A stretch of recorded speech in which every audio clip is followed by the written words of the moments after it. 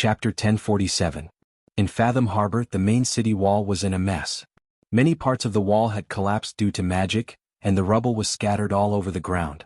Amidst the smoke and dust, the Imperial soldiers in red and white battle robes stepped on the collapsed wall and swarmed in. On top of the well-preserved city wall, the troops in the same battle robes were gradually gaining the upper hand. Numerous siege ladders were hung on the battlements, and more red and white robes were gradually converging on the city wall through these ladders. In contrast, the green robes that represented the garrison of Fathom Harbor were losing ground. In fact, in most areas the battle had come to an end and turned into street fighting. The change in the situation seemed to have happened just a moment ago. Sydney summoned the Angel of Wrath, Iroma, and destroyed all the undead in the valley in one fell swoop. After that, the Coast Guards launched a counterattack and reoccupied Fort Seacliff. However, the good times did not last long. The White Legion then arrived at the battlefield and launched a strong attack. On the Imperial side, the great wizard Tony from Xianian led a group of sorcerers to flatten Fort Seacliff at all costs and left a bottomless pit hundreds of square meters in size. The Coast Guards suffered heavy losses in this attack, and due to Brando's prior orders, the Shire did not allow Tanajal's sorcerers to launch a counterattack. In fact, a counterattack would have been useless as the difference in strength between the two sides was obvious. The White Legion then launched an attack on Fathom Harbor. Although the Coast Guards, whose morale was boosted by their previous victory, resisted desperately, the huge difference in strength determined the outcome from the very beginning. The sorcerers of the Empire quickly destroyed the main city wall of Fathom Harbor, and the scene that happened just now happened. Delphian moved the position to the small monastery under the protection of the crowd. She listened to the sound of fighting on the front line and quickly realized that the Coast Guards were still unable to gain a foothold. The Empire had deployed garrison infantry to the front of the battlefield. These phalanxes of infantry advanced along every street in a formation. Looking at it, one could see a moving wall made of floating square shields. Behind the square shields, one could vaguely see the heavily armored infantry with only a pair of eyes exposed under the metal helmet. They held spears that were a few meters long and extended the spears from the gaps between the shields. It was as if a forest of spears had risen, and the densely packed spear tips were shining with cold light. The archers of the Coast Guards were helpless against these metal fortresses. Occasionally, the sharpshooters in the army could shoot their arrows into the gaps of the shields or into the eyes. However, when the infantrymen at the front fell, the heavy armored infantrymen at the back would immediately fill in the gaps in the square formation. The few casualties seemed like a stone thrown into the sea, not causing any waves. Although the advance of the garrison infantry was neither too fast nor too slow, it made them feel hopeless. Forced by the situation, the Coast Guards on the western side of Fathom Harbor launched a short-range counterattack. However, the result of the counterattack was very unfavorable. The entire battle went on like a hot knife through butter. In less than a quarter of an hour, almost one-tenth of the entire squadron was left alive. Moreover, there were very few injured soldiers. Most of them had turned into cold corpses lying on both sides of the street. Only then did everyone understand why the White Legion's garrison infantry was called the Dragon Spear Formation in the Second Holy War. It was not an undeserved reputation. On the rooftops, there were also Flame Hawk archers of the White Legion who wore red trimmings and white cloaks. These rangers were actually from the Red Legion. However, in the Year of the Hare, the Silver Queen intended to cultivate similar types of soldiers in the other legions. Therefore, she had transferred a large group of Flame Hawk archers from the Red Legion to the other three legions. However, the plan did not go well because most of the Flame Hawk archers were actually rangers. They came from the mountainous areas of Floating Cloud Hill, Anslova, Anzaruta, and Anzalan. The other three legions mainly came from Metz, Mehodafen, Ludwig, and farmers or mountain people in the countryside of Bankel and Cloak Bay. The difference in talent and understanding of archery between the two was too big. Although many outstanding archers were trained in the end, they were still far from the original expectations. However, after the plan was put on hold, the Silver Queen did not return the transferred Flame Hawk archers to the Red Legion. Instead, she let them stay in the other three legions as a special organization. These Flame Hawk archers had different experiences. Among them, the White Legion's Flame Hawk archers had even fought against the Fanzan Silver Flag Knight in the Alcala area during the Year of the Pillar. Therefore, there was a falcon tail feather on the left chest of their cloaks as a symbol to distinguish them from other Flame Hawk archers. Within the White Legion, these Flame Hawk archers were usually called falconers. These falconers carefully crouched on the roofs and moved forward in groups of 2 or 3. Although there were not many of them, they posed a great threat to the Coast Guards. In the past, whenever a captain, knight commander, or grand knight of the Coast Guards appeared, they would be attacked by unpredictable arrows. The accuracy of these arrows was so high that it almost caused the lower command of the Coast Guards to collapse. As for the Coast Guards and White Lion Guards who were entrenched in temporary work, the falconers used fire arrows and refraction shots to clear them out one by one. This was their specialty. The fire arrows of the Flame Hawk archers could cause an explosion similar to the fireball spell, and the refraction shots could be used to attack enemies who were hiding in buildings. In front of them, there was almost no fortress that could be considered solid. If the garrison infantry was like a simple, unadorned heavy sword that could easily break through the enemy's defense, then the Flame Hawk archers were like dexterous boning knives. The two sharp knives cooperated with each other and were unstoppable in the street battle. The Coast Guards quickly lost the first and second barricades, and Erwin's White Lion Guards also encountered trouble in the first battle. Although they succeeded in stopping the White Legion's advance towards the Fossa Grand Cathedral, they also suffered the heaviest casualties since the start of the war. On Delphian's map, Fathom Harbor was almost one of 3 places gone in an instant. Red and white flags representing the Empire were planted in all the important streets. The aggressive combat power of the Empire made everyone present fall into silence. Even the nobles of the Empire, everyone in the Empire might have heard about the pride of the Empire from the moment they were born. The legends of the 4 legendary legions passed down from the era of the War of the Holy Saints: the Burnett Legion, the Anderson Legion, the Oderfeist Legion, and the Donut Legion. It was these 4 legions that gradually evolved into the green, white, red, and black legions. However, if one did not truly stand on the opposite side and become their opponent, one would not understand how powerful they were. The glory of the Empire, the majesty of the Empire, and the power of the Empire were not empty words. What should we do? Baron Ludwig's wrinkled face was very pale. Should we retreat to Fathom Fortress? No, Count Alcorn shook his head. If we retreat now, it will cause a collapse in morale, and it's not time yet. But if we don't retreat, when that old wolf's men come again, we won't be able to hold on. Count Alcorn smiled bitterly. I didn't expect that old man to be so capable. The others looked at the Prime Minister's daughter in the wheelchair, as if they wanted to see if she had any solutions. However, Delphian's face was also solemn. She just nodded and agreed with the former's opinion.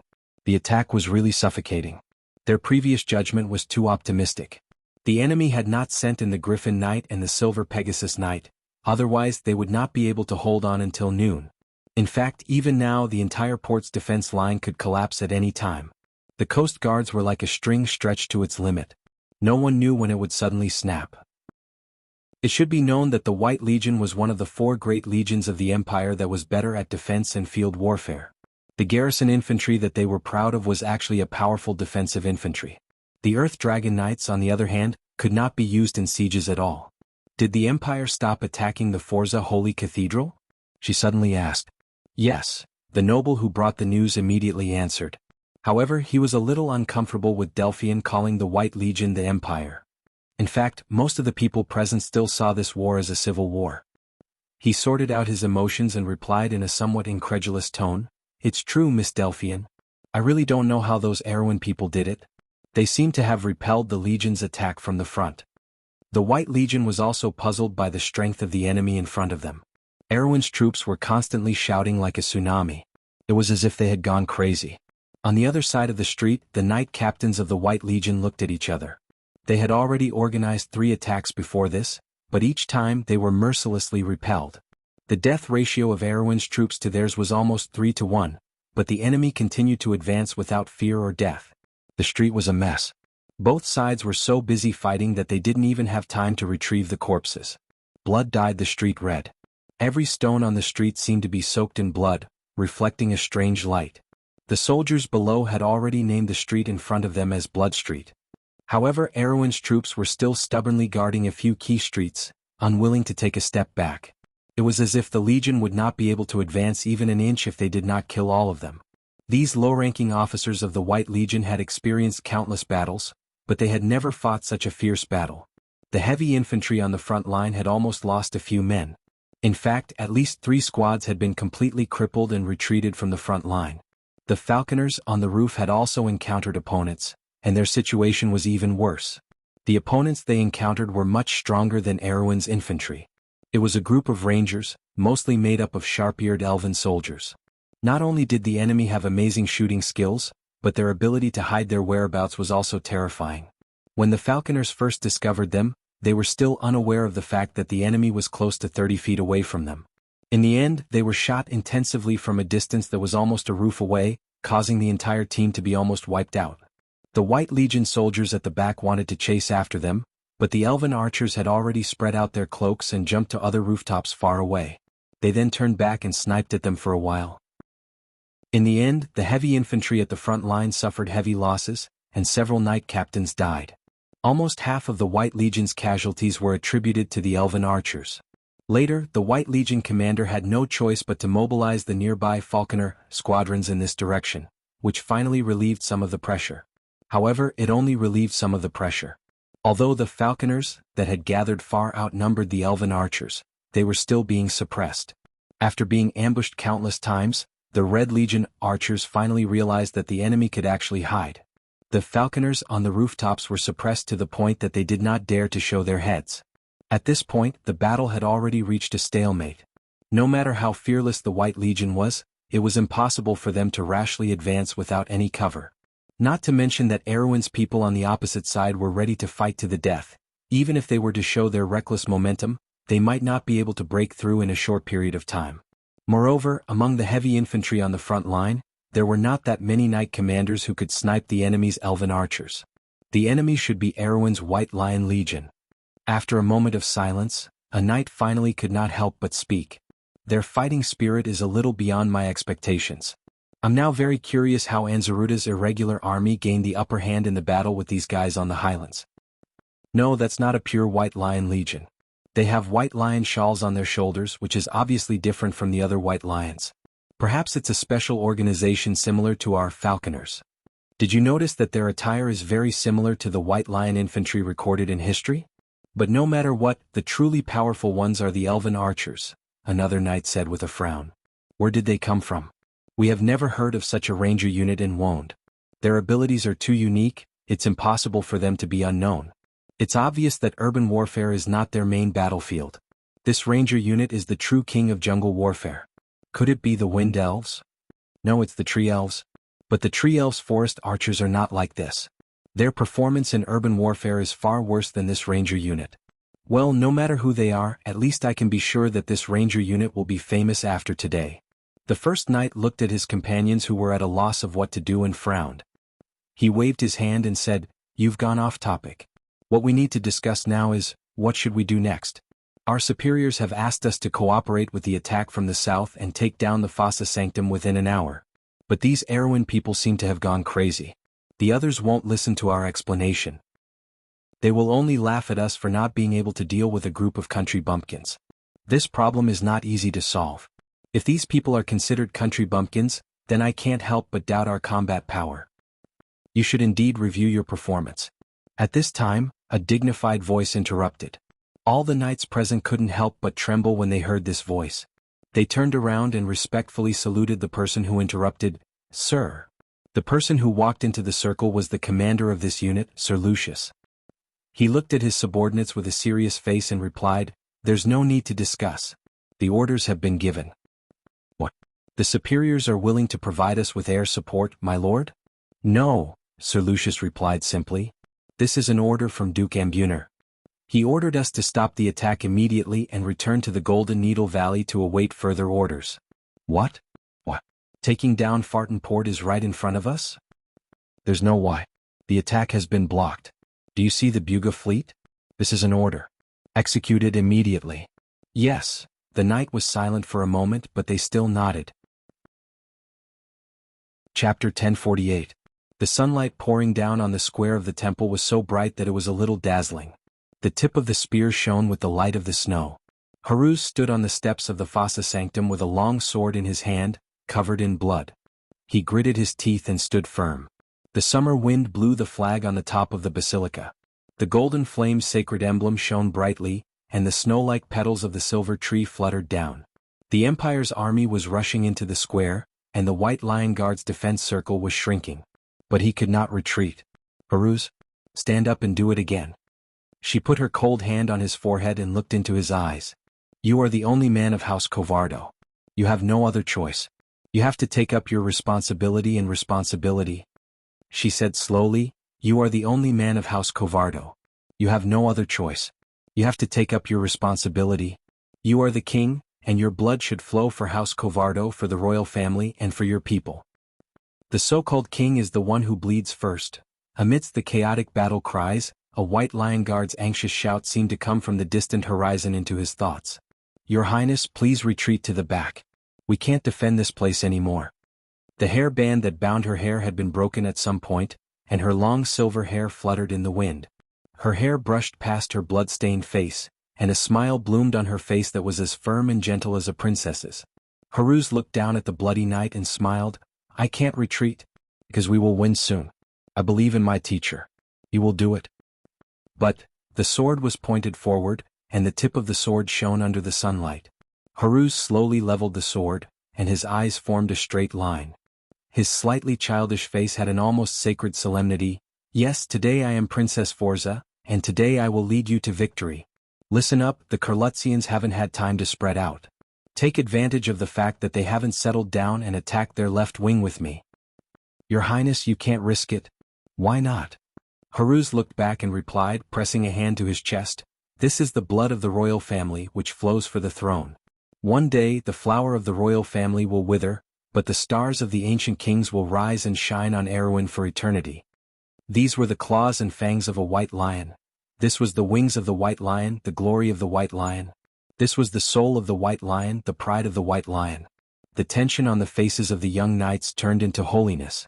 In their hearts, there was a melody from the ancient times. It was sorrowful and majestic, but also impassioned. This was the belief that Brando and the late King Eric passed on to them. It was as if they had passed through a distant time and space, allowing people to see the truth and belief behind everything. Come with me, my knight. I am with you and I will fight by your side. Your Highness, you are with us. We will fight side by side. The knight's reply was deep and majestic. On the battlefield, an epic poem was being composed.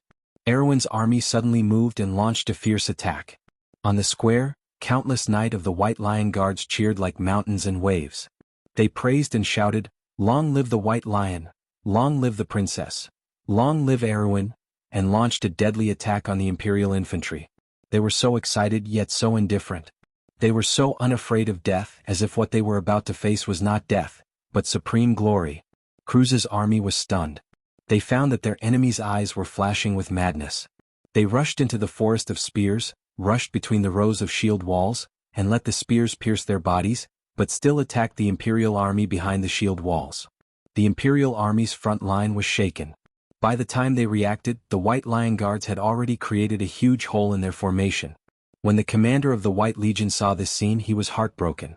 Before they could spread out, the left wing's weakness was caught by the enemy. However, he did not expect Erewhon's army to be so decisive. They seized this only chance from the desperate situation with their lives. This chance was about to ruin everything.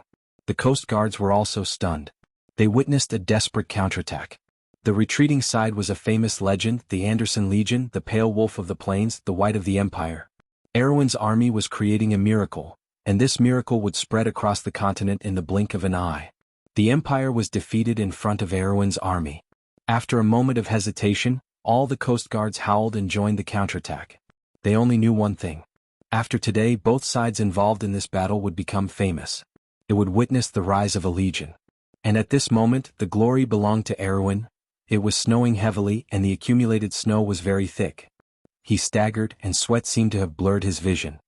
He felt as if a nail had pierced into his lungs, and there was a burning pain. His hair stuck to his cheeks, and his vision was so heavy that it seemed like he would fall asleep at any time. But he still held his sword tightly in his trembling hand. Clang! A cold light flashed, and the sword in his hand flew out. It spun and fell into the snow, splashing a handful of snowflakes. Before he could react, a strong force came from his chest. His vision blurred, and he was lifted off the ground and landed heavily on the snow. The cold melted snow flowed down from his forehead, along his nose and to the tip of his chin. His clothes were already wet, and the cold penetrated his heart. "Stand up." A cold voice with a hint of disappointment ordered, "One more time." For some reason, tears suddenly flowed out of his eyes. "Don't cry, Haruz." Haruz looked up with teary eyes and saw the person standing in front of him. His sister's tall and straight figure, wearing a thin armor suit and holding a long sword, stood in the heavy snow. This is... He subconsciously turned his head around. Under the claws and teeth of the ancient charred oak tree stood a tall figure. He wore a wide and thick cloak. Behind the flying snow, he nodded his head in agreement. You are not as strong as your sister, but one day you will become a good king and protect your sister. She loves you very much. Tears rolled down her cheeks like pearls from a broken necklace. Haruz, you are a man. Don't cry. I won't cry. Haruz cried and jumped up. He rolled to the side and grabbed his sword in the snow. But just as he had time to touch the coldness of the sword hilt, a huge force pressed down on his head. He subconsciously raised his sword to parry. There was a harsh sound of metal rubbing against each other, and the huge force almost made him retreat. He looked up and found that the scene in front of him had changed. He held his sword and was crossing with the Haurang Gaya in the hands of his teacher, Brando. The ground was covered with a thick red carpet of the Valhalla Holy Palace. Light and shadow intertwined in the palace. Between the light and shadow, Brando, wearing a light gray earl coat, was looking up at him calmly and said word by word. Haruz, what you can do depends on what you want to do. Swordsmanship is different from magic. It is a manifestation of a person's confidence. Teacher, can you defeat yourself? Aye, then let's try it again. The pitch-black blade pushed his sword aside and stabbed at him from a tricky angle, like a venomous snake. Haruz just remembered this move and quickly turned his sword to block Brando's attack again. The two swords clashed and made a clear sound. After the sword, Haruz subconsciously took a step forward and wanted to attack first, but he suddenly realized something and stopped. He was stunned in place. Brando put away the Haurang Gaya and laughed. Haruz, everyone will eventually learn how to use the sword. The sword will break, the swordsman will die, but they will not fail. Once you use the sword, you will undoubtedly win. The scene in front of him was blurred. Amidst the shadows, he seemed to see his sister's tall and straight figure standing gracefully by his father's side. It was the overlapping images of many times. The background was a bright spring day, a gentle summer night, autumn with falling leaves and winter covered with snow. The scenes were in the Winterclaw Castle, in the Summer Court, and in the Kinten Palace. They kept going back and forth as if brewing the bitterness and sweetness of time. He saw himself falling again and again and getting up from the ground again and again. He saw a disappointed shake of the head, but also saw a nod of approval. Finally, the scene stopped at the square of the Forza Holy Palace. He saw himself leading the knight to charge at the Empire's front line. Spears were shining, flags were fluttering, and ancient spirits were surrounding the battlefield, singing and singing. He saw the high-spirited, confident, and determined version of himself. That princess, who was like a Valkyrie, seemed to see a version of himself standing opposite to himself, the complete opposite of himself. Haruz, this mortal world is like a huge stage. One day everyone will find their own place on it. You don't have to be discouraged by your weakness, because you haven't seen the hidden pride in your heart. A truly mediocre person will not be disappointed in himself. You will stand proudly in the center of the stage and I will be proud of you. Haruz didn't know if he was still crying or if he should cry. The sword in his hand fell and disappeared in the darkness. Everything fell into darkness. When he opened his eyes again, there were shadows in his blurry vision. There was a burning pain in his chest. He vaguely heard someone shouting in surprise, "Her Highness the Princess is awake." Then there was panic. He relaxed his consciousness and fainted again. When he woke up again, the sun was setting. At dusk, the setting sun floated on the sea and dyed the entire Forza Square with its fiery glow. The Empire's army had retreated long ago. At this moment, the entire Fathom port was peaceful.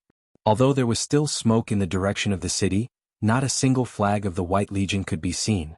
The soldiers were full of reverence as they told her that just after he led the knight to defeat the last attack of the White Legion, the Empire's army inexplicably retreated from the city. Almost everyone credited her for this miracle and called her the Miracle Princess of Fathom Port. But only Haruz himself knew that his teacher had done it. He had really convinced the enemy's army commander to bow down and surrender. The outcome of this war had been decided. After this battle, the White Lion stood proudly.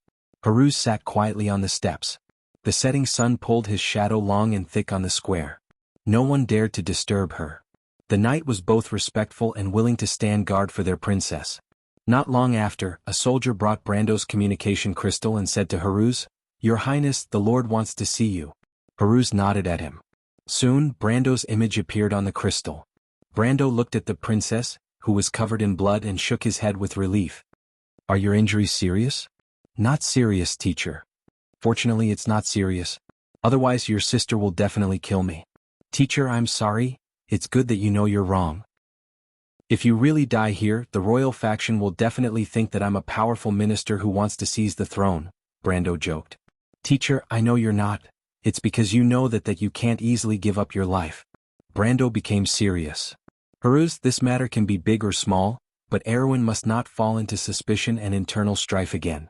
You must be responsible for this, and you must be responsible for this kingdom. So, you must think twice about your actions. Recklessness is not a quality that a good leader should have. But, teacher, I've thought about it seriously. You said that I should be a flag. Under that situation, if I chose to retreat, then we would definitely lose Fathom Port. And if we lose Fathom Port, would our victory still be meaningful? There's no point. Brendel's answer was firm. Peruz was slightly startled. He had already regretted saying this. He had never dared to refute his teacher, especially when he had done something wrong. But for some reason, these words just came out of his mouth as if they had come out of his mouth without thinking. However, before he could regret it, Brando's answer had already surprised him. Never in his wildest dreams did he expect that Brendel would praise him instead of scolding him for it. Because you made the right choice, Brando suddenly smiled. Peruz, you're the best crown prince I've ever seen and also my best student. I'm proud of you. Peruz opened his small mouth slightly. He did not know when a warm current surged in his heart. It was as if he was in an unreal world. After a long while he replied in a daze, Teacher? Thank you. You should thank your sister and yourself. Brando shook his head. Do you still remember what I told you? Peruz nodded heavily. The king did not need a long sword because he had his own pride. Chapter 1049. Whenever the shadow of the dragon swept across the hills and land, many descendants with the blood of the dragon would be born on the land. Astrologers claimed that the next generation born under the shadow of the dragon would have magical powers, and this was the origin of the year of the shadow of the dragon. 1,000 years later, the blue sea was still washing the coast of White City as it had done 1,000 years ago. Foam floated on the sapphire-like surface of the sea, leaving undulating wet marks on the long embankment of Anti-Squire. The highest wave had reached the bottom of the relief of the behemoth Leviathan carved in the sea of the long embankment. There was an iron ring there, used to mark the highest water level in the history of White City. The iron ring was now rusty and weather-beaten. This long embankment was built in the era when the Lord of White City, Terence, forged swords into plows. It was connected to the stone trestle that extended into the blue bay in the distance. There were hundreds of ships anchored there, and the sailing ship of the Elven Court was unique among them. It had a long row of vertical sails and the bow was curved like a saber. This fleet had crossed the sea from Eloranta to this place, and there were a total of 5 groups. On that day the citizens of White City saw the fully armed Elven army disembark from these ships and then head east, batch after batch, and they never appeared again. More than half a month later, Rand once again stood on the edge of the long embankment and looked at the yellowed top of the sail. The elves had never returned, leaving only the empty fleet drifting in the bay like ghosts. It was not that no one coveted them, but all who dared to touch them received a stern warning from the Holy Church. The breath of the sea soaked his cheeks, bringing with it a moist breath. His heart was full of doubts. Why did the elves of Eloranta come and where did they go? The empty fleet drifting on the surface of the sea seemed to be silently narrating something. Their whispers lingered above the bay like ghosts, sending chills down one's spine. Rand suddenly felt a wind on the sea, and a chill ran down his spine. He pressed his forehead and his heart was slightly stunned. How could the wind blow from the sea at this time of the year? However, the sea breeze immediately became violent.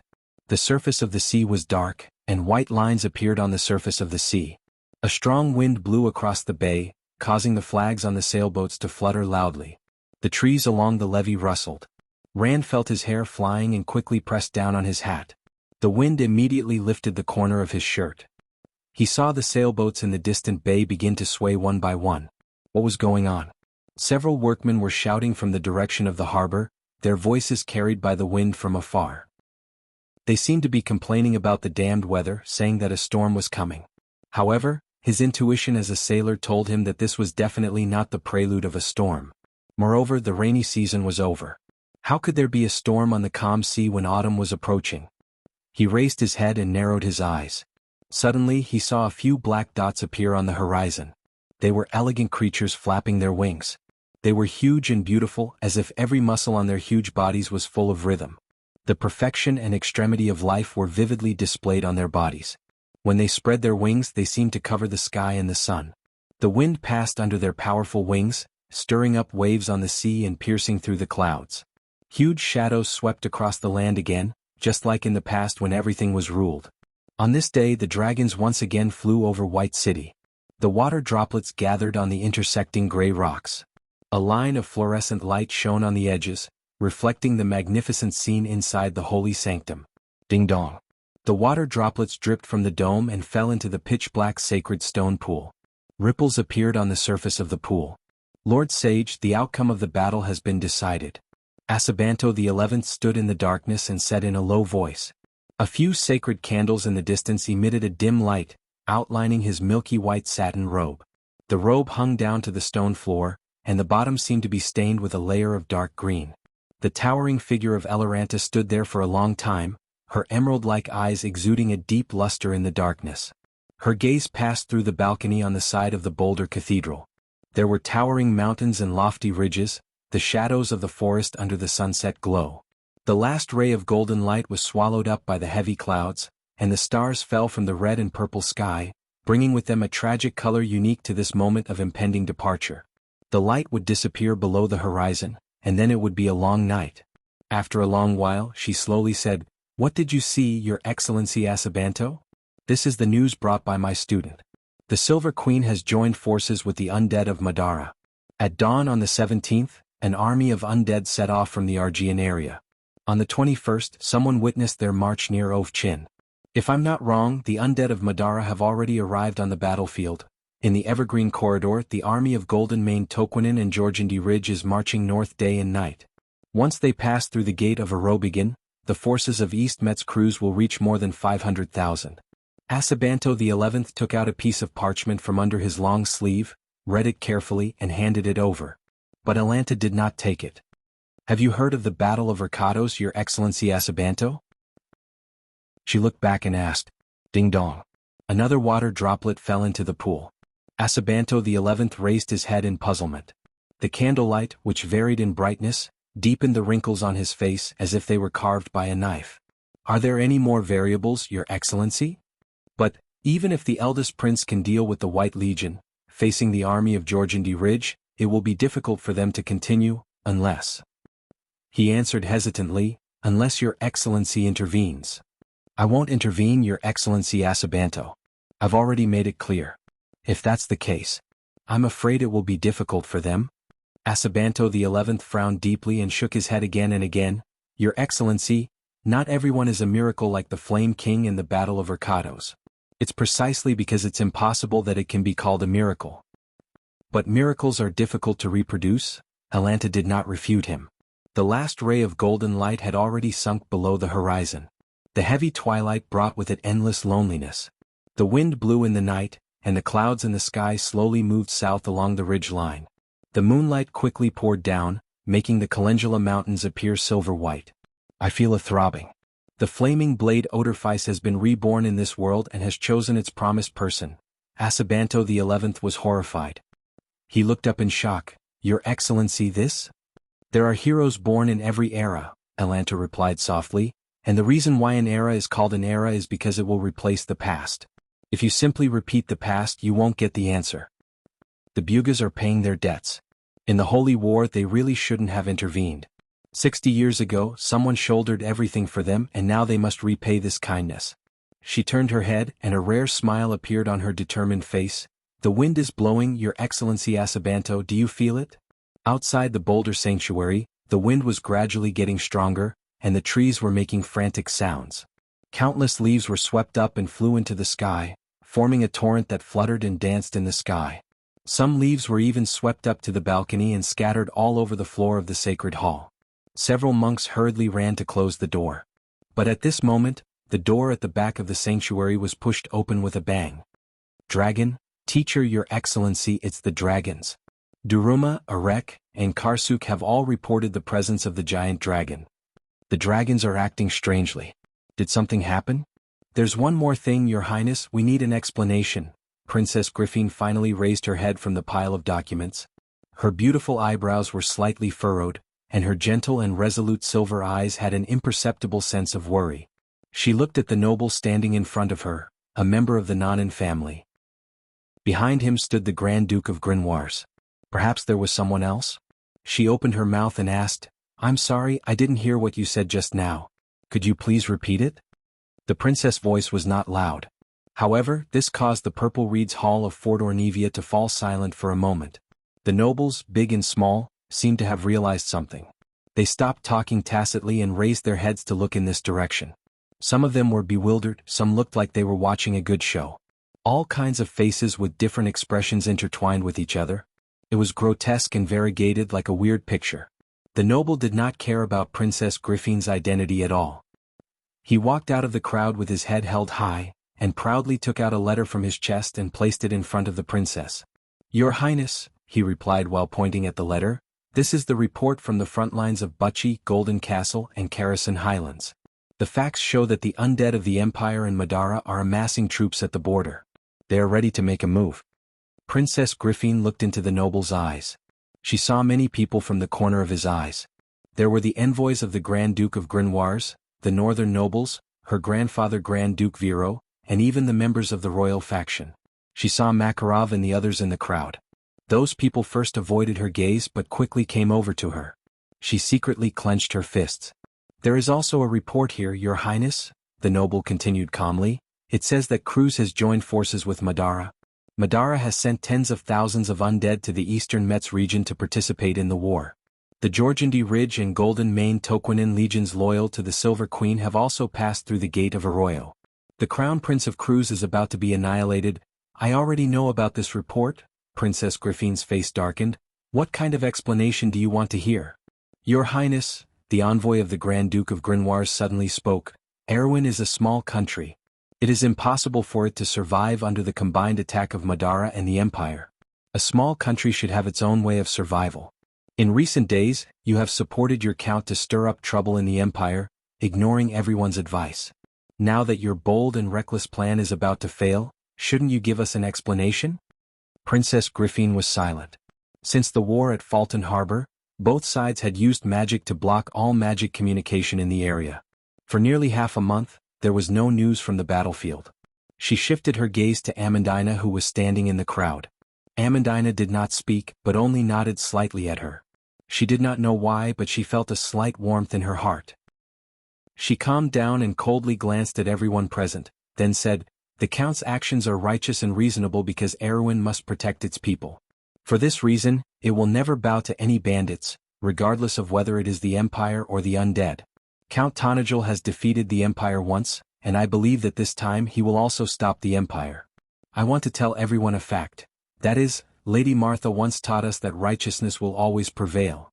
The hall was so quiet that one could hear a pin drop. It was almost a confrontation, and the atmosphere was so tense that one could almost see the sharpness of the atmosphere. The envoy sneered. "Your Highness, words alone will not win the war. The Empire and Madara have joined forces, and the undead have tens of thousands of troops in the Argean region. Coupled with the powerful White Legion, please tell me, how will the Empire fail? Even if our Count Tonajul wins this war with Lady Martha's protection, how will he deal with the Lion Beastmen of Toquinin and the army of Georgiandy Ridge?" Speaking of this, he could not help but laugh very frivolously. "Of course, maybe our Count will kill the enemy with his will. Who knows, he can destroy hundreds of thousands of troops just by bragging. After all, Lady Martha said that righteousness will never fail." There was a low chuckle from the crowd. Duke Viro sighed and shook his head. "Princess Griffin, stubbornness is not a quality that a good ruler should have. Although you are not the king of Erwin, you represent the face of the royal family. What you said before was too childish." Princess Griffin's face was as cold as ice as she looked at Makarov. Makarov frowned and said, "Your Highness, don't be too stubborn." Princess Griffin's face was filled with disappointment, and she said with disdain, "So, you have been waiting for this moment for a long time. Your Highness, you should say that we have given you and your count enough chances, but your performance has disappointed us." What a disappointment. With a click, the main door of the Basil Hall in Fort Ornedo was pushed open. The one who came in was the Highland Knights Grand Commander Bun-Eyed, followed by 7 or 8 young Highland Knights. Bun-Eyed looked around with a cold smile. The most disappointing thing is that the one who saved Erwin is not the glorious royal faction, but a nameless junior. Some people are going crazy with jealousy behind the scenes. I'm afraid they will soon be swallowed by the flames of jealousy. Almost everyone in the royal faction, including Makarov, had a change of expression. Only Oberway's expression was normal, and he only frowned slightly. After all, being ridiculed like this was something that anyone would not be able to hold back. Bunide, are you crazy? Immediately there were young royal faction people who wanted to step forward, but they were immediately pulled back by the people around them. What a joke! This was the king of the Highland Knight, known as the Resting One. He was one of the few elemental awakened elites in Erwin. Ordinary people would only be humiliating themselves if they went up against him. Bunai did not even look at these clowns. Instead, he went straight to Princess Griffin, knelt on one knee and performed a grand knight's salute and said, "Your Highness, I have good news for you." Princess Griffin was slightly stunned. The knight's grand commander had already taken out a scroll of official documents and handed it over with both hands. "Your Highness, Mehodefen's great victory.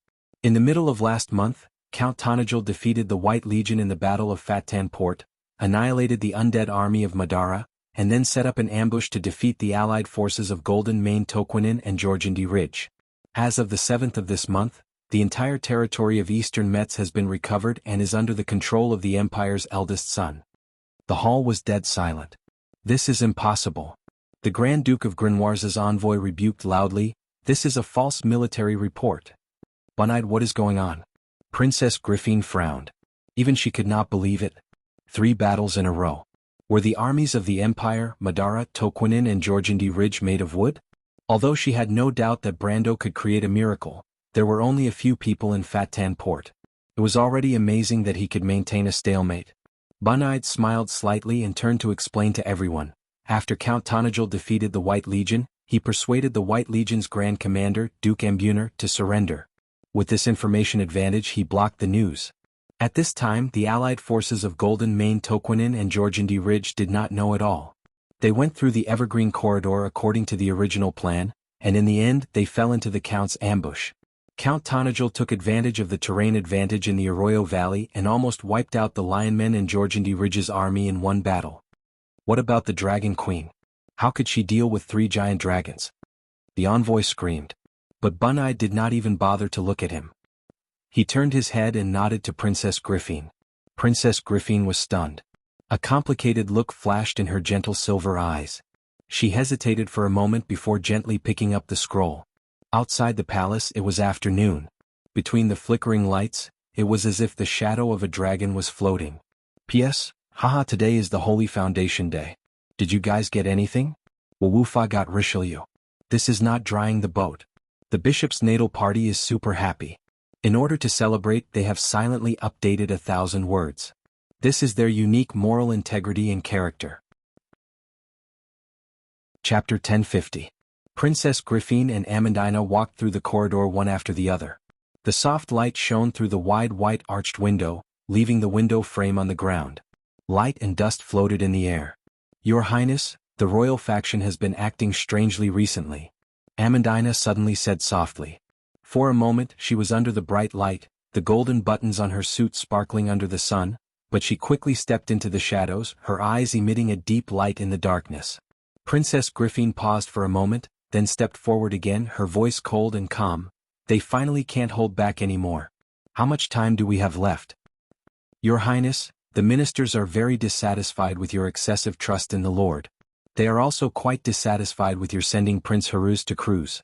The fact that the Lord is involved in the Empire's civil war has been a hot topic in the kingdom. Coupled with this incident, I'm afraid the ministers can't bear it anymore." Amandina hesitated for a moment. "In fact, there are already some bad rumors that have begun to spread outside." Princess Griffin stopped once more and Amandina stopped as well.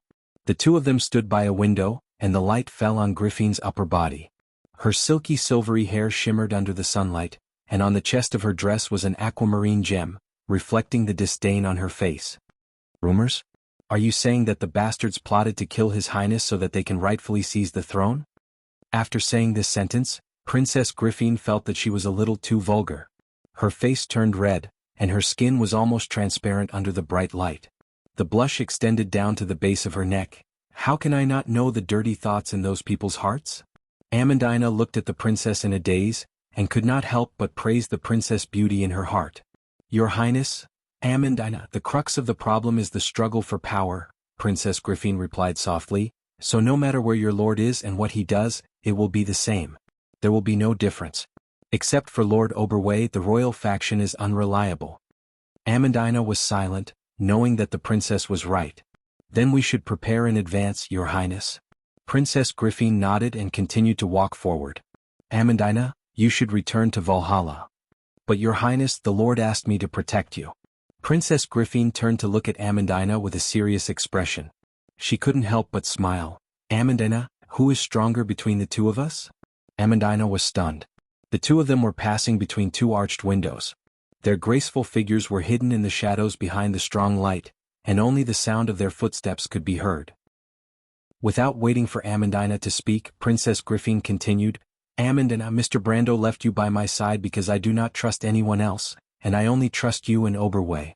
I plan to let Oberway go to Anthony and convince the Duke of Anthony, so I can only leave Valhalla to you. Besides, it is also your lord's property. Amandina's expression was dark and gloomy in the shadows. She also knew that Duke Anthony had just decided to pass the title of Duke to his eldest grandson, and now was the best opportunity. However, Your Highness, it is too dangerous for you to stay alone in Randner. Don't I have Miss Freya by my side? She will protect me well. But Your Highness, you plan to let Freya go to Karsuk. Amandina was not tempted and replied with a frown. Your Highness, don't think that I don't know about this. Amandina, is this how you usually talk to Mr. Brando? Princess Griffin smiled. This is the first time I have seen such a serious aide like you, but I still have to thank you. Amandina blushed and said unhappily, Your Highness, don't change the topic. The front became bright again. Princess Griffin stared at the golden leaves outside the white window. Every leaf was a sign of the coming season. Don't worry, I'm safe here. The royal faction won't dare to do anything to me. But it's hard to say for you. Besides, I have to stay here. Erwin cannot fall into chaos. If I leave today, the kingdom will fall into chaos again tomorrow. Do you understand? Amandina did not say anything. She looked at Princess Griffin's thin figure and sighed softly. Your Highness, please ask for help from the Lord. Mr. Brando knows about our predicament. He will think of a way. I believe in him. Princess Griffin replied with a smile. Lady Mithril, thank you very much for your help. You are too kind. Lady Mithril removed her human disguise and revealed her original silver dragon form. She bent her neck slightly and looked at Brando with her mercury-like eyes. She gave a smile, and replied, I did not keep an eye on the 3 traitorous dragons. This is the fault of us dragons, and we have caused a great loss to you humans. Fortunately, with your help, I was able to inform my clan immediately. She sighed softly. The way this dragon beauty sighed was extremely elegant, as if others would empathize with her and feel pity for her. It's a pity that the Dragon Queen has escaped. Even so, we will still stay in the mortal world for a while to search for her whereabouts. The mountain wind howled and seemed to become even wilder in this season. Near and far, the mountains were filled with an evergreen walkway. There was a hint of bleakness and coldness in the surroundings, as if indicating that summer was about to end. Autumn had already swept in with the cold wind from the direction of the wilderness of the 4 realms. In many places, the mountains and forests were dyed with a conspicuous red. The valley was still gloomy. Corpses, broken armors, and flags were strewn all over the place, telling of the great battle that had taken place here. The corpse of a black dragon lay in the valley, and the fierce battle that had broken out in the vicinity had completely changed the direction of the nearby mountains. Not to mention the soldiers of Toquinen and Georgindy Ridge. Thousands of dragon corpses were piled up at the bottom of the valley, and as for the golden mane lion mane beastmen, they were all dead. Except for a small number of Toquinen soldiers who had fled, almost all the forces of the Temple of the Earth had perished. The cavemen of Georgindy Ridge fled relatively quickly, but the high-ranking troops were also lost. The remaining troops were not a concern, and it was even suspected that they would not dare to return to the surface. All in all, this was a rare victory, and it was not an exaggeration to say that the 2 alien armies had completely disintegrated. Although Brando knew that there might still be troops of Georgindy Ridge and Toquinen in Anslova and Anzaruta, this battle was enough to scare them out of their wits. After this, it was hard to say if they would have the courage to go north. As for whether the White Lion Guard should go south, Brando did not think that he needed to help Lenoret reclaim her territory. He looked silently in the direction of the valley. This battle was, in fact, a little beyond his expectations. He only wanted to give the allied forces of Georgandy Ridge and Toquinin a head-on blow, but he did not expect it to end up in a battle of annihilation. The wind whistled in the sky, and the branches of the dead trees on the top of the mountain were swayed. Brando had to hold on to his windbreaker. He looked up and saw a huge shadow descending from the sky. It was a few dragons of different colors. They spread their wings and circled above Brando's head, almost covering the sky. These dragons were the biggest contributors to the change of the war. Brando looked up. He and the dragons looked at each other silently. No one spoke first. There were a total of 7 dragons in the sky. Brando only recognized the red dragon in the middle. It had 2 heads, which was rare. It should be the legendary dragon, Blaze. This deformed dragon was one of the strongest dragons and one of the 3 longest living dragons. It was said that it was born in the era before the advent of chaos. At that time, it was still the era when the Myrnas ruled the land. It had participated in the War of the Holy Saints and was one of the commanders at that time. "They are thanking you," Mithril explained. "You have done them a great favor." Brando retracted his gaze and looked at the Lady of the Silver Dragon curiously. "You dragons and the Bugas hardly intervene in the affairs of the mortal world. Ordinary people often think that you are proud of the world, but now it seems that you do not want to do so. Just 3 traitorous dragons, do they have such a big impact on you?" "I can't answer that question," Mithril shook her head. "But I can tell you that we do not intervene in the affairs of the mortal world because we are bound by a sacred oath." Brando was curious. What kind of oath could bind the dragons and the equally powerful Bugas? But if this oath was so terrifying, the Bugas and dragons did not seem to be completely uninvolved in the affairs of the mortal world. For example, this time they showed great flexibility instead of rigidly adhering to the oath. Mithril seemed to have seen through his thoughts and said, "This time the Bugas and us had no choice." Everything before our eyes is a continuation of the mistakes we made decades ago.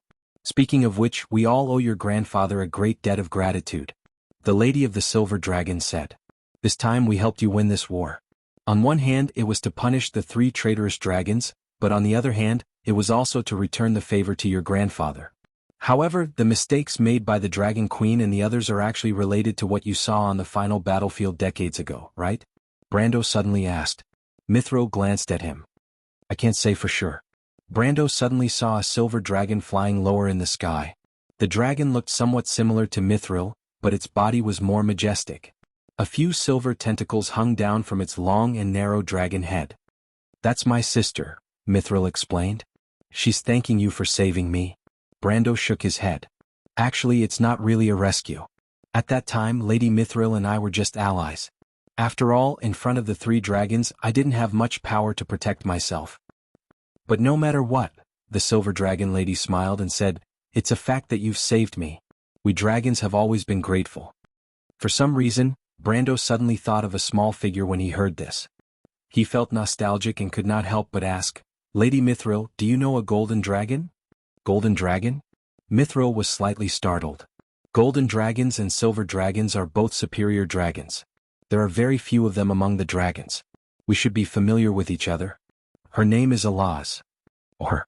The Lady of the Silver Dragon had a strange expression. "She seems to have cheated during her coming-of-age ceremony and was locked up. That guy has already escaped," a voice in the sky said. The one who spoke was Mithril's sister. She nodded at Brando and said, "Lord Blazegold is furious because of this. Little one, if you see her, it's best if you stay away. She's a big problem now." When Brando heard this, he immediately broke out in cold sweat.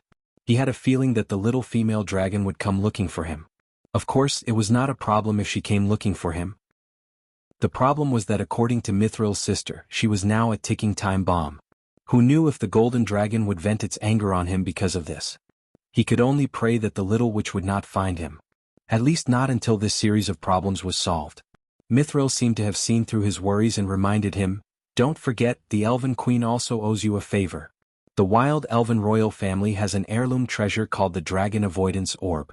It is said that it can make you completely disappear from the dragon's perception range. This orb is one of the gifts of the Dragon King Bahamut. Its full name is Greenfield Trace, or Bahamut's Promise.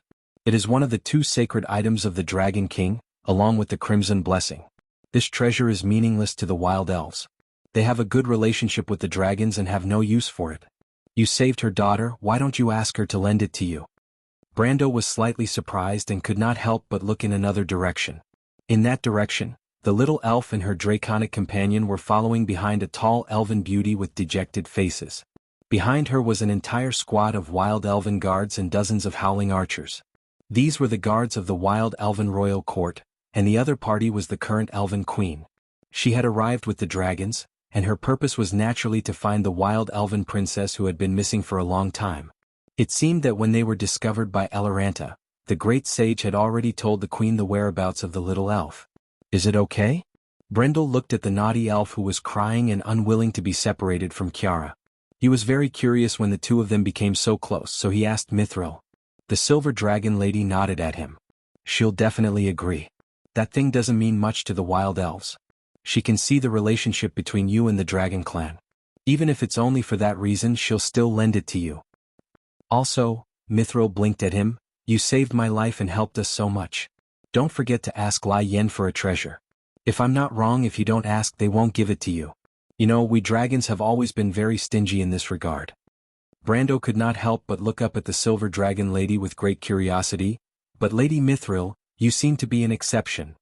That's because I don't have to pay for it, the silver dragon lady replied very slyly. Do you understand? It's now or never. A treasure of the dragons. Brando heard this and his heart skipped a beat. Chapter 1051. Thank you very much for saving my daughter, Mr. Brando. When he arrived in front of the elven queen of Eloranta, Brando's eyes lit up as he thought to himself, what a great beauty.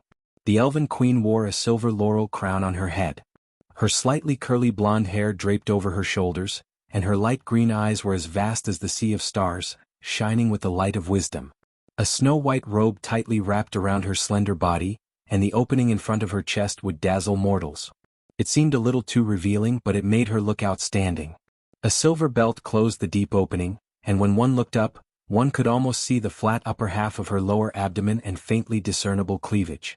In his previous life, Brando had long heard of the elven queen's beauty, but he had never had the chance to see her. 10 years later she went into seclusion, and after that, Princess White took over the fate of the wild elves from her hands, and the wisest princess in history was born.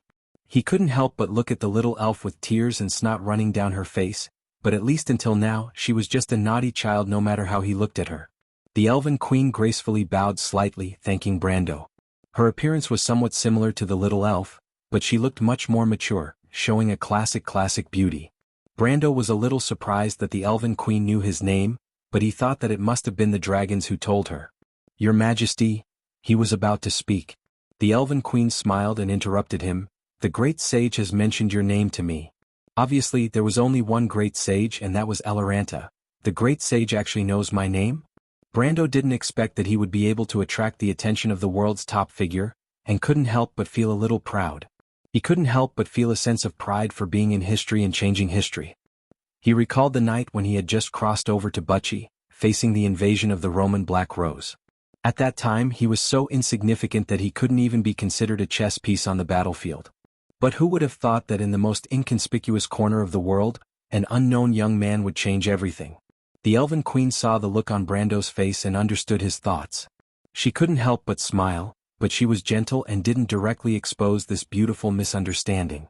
She only replied tactfully, I knew you when you were very young. Brando's face suddenly turned from red to white, then from white to black. He coughed, felt his cheeks burning, and said with an unnatural expression, Your Majesty knows my grandfather? The elven queen gently shook her head, Your grandfather is a hero, but I don't know him. Then you are? Mr. Brando, there must be something important for you to come looking for me, right? Brando looked at the elven queen suspiciously, not understanding why she wanted to change the topic, but this was indeed the question he was most concerned about. He nodded honestly and said, It's not an important matter, but I heard that your Majesty has a dragon avoidance orb recently. You want the Wizard of Oz? Yes. There are some problems. The elven queen replied with a smile. Brando's heart thumped. Although he had expected that it wouldn't be that easy to lend the dragon avoidance orb, he didn't expect the elven queen to reject him so directly. But after thinking about it, it was understandable. After all, this treasure had been passed down in Eloranta for thousands of years. As an heirloom of the royal family, how could it be lent just like that? But the Elven Queen's next explanation immediately made Brando understand the problem of his request. Mr. Brando, don't you know that the dragon avoidance orb needs to be confirmed before it can be used?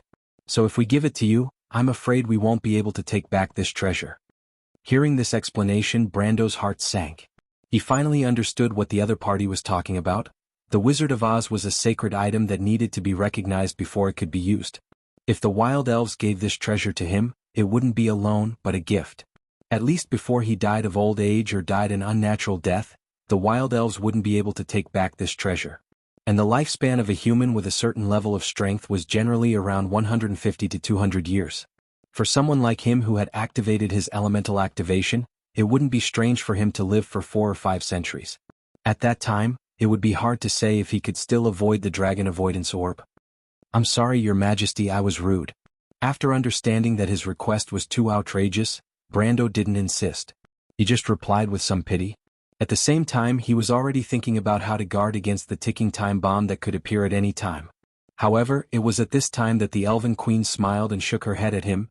Mr. Brando, I didn't say that I wouldn't give this treasure to you. Brando was stunned for a moment and looked up at the other party in surprise. The Elven Queen smiled and said, You saved my daughter's life and our race is indebted to you.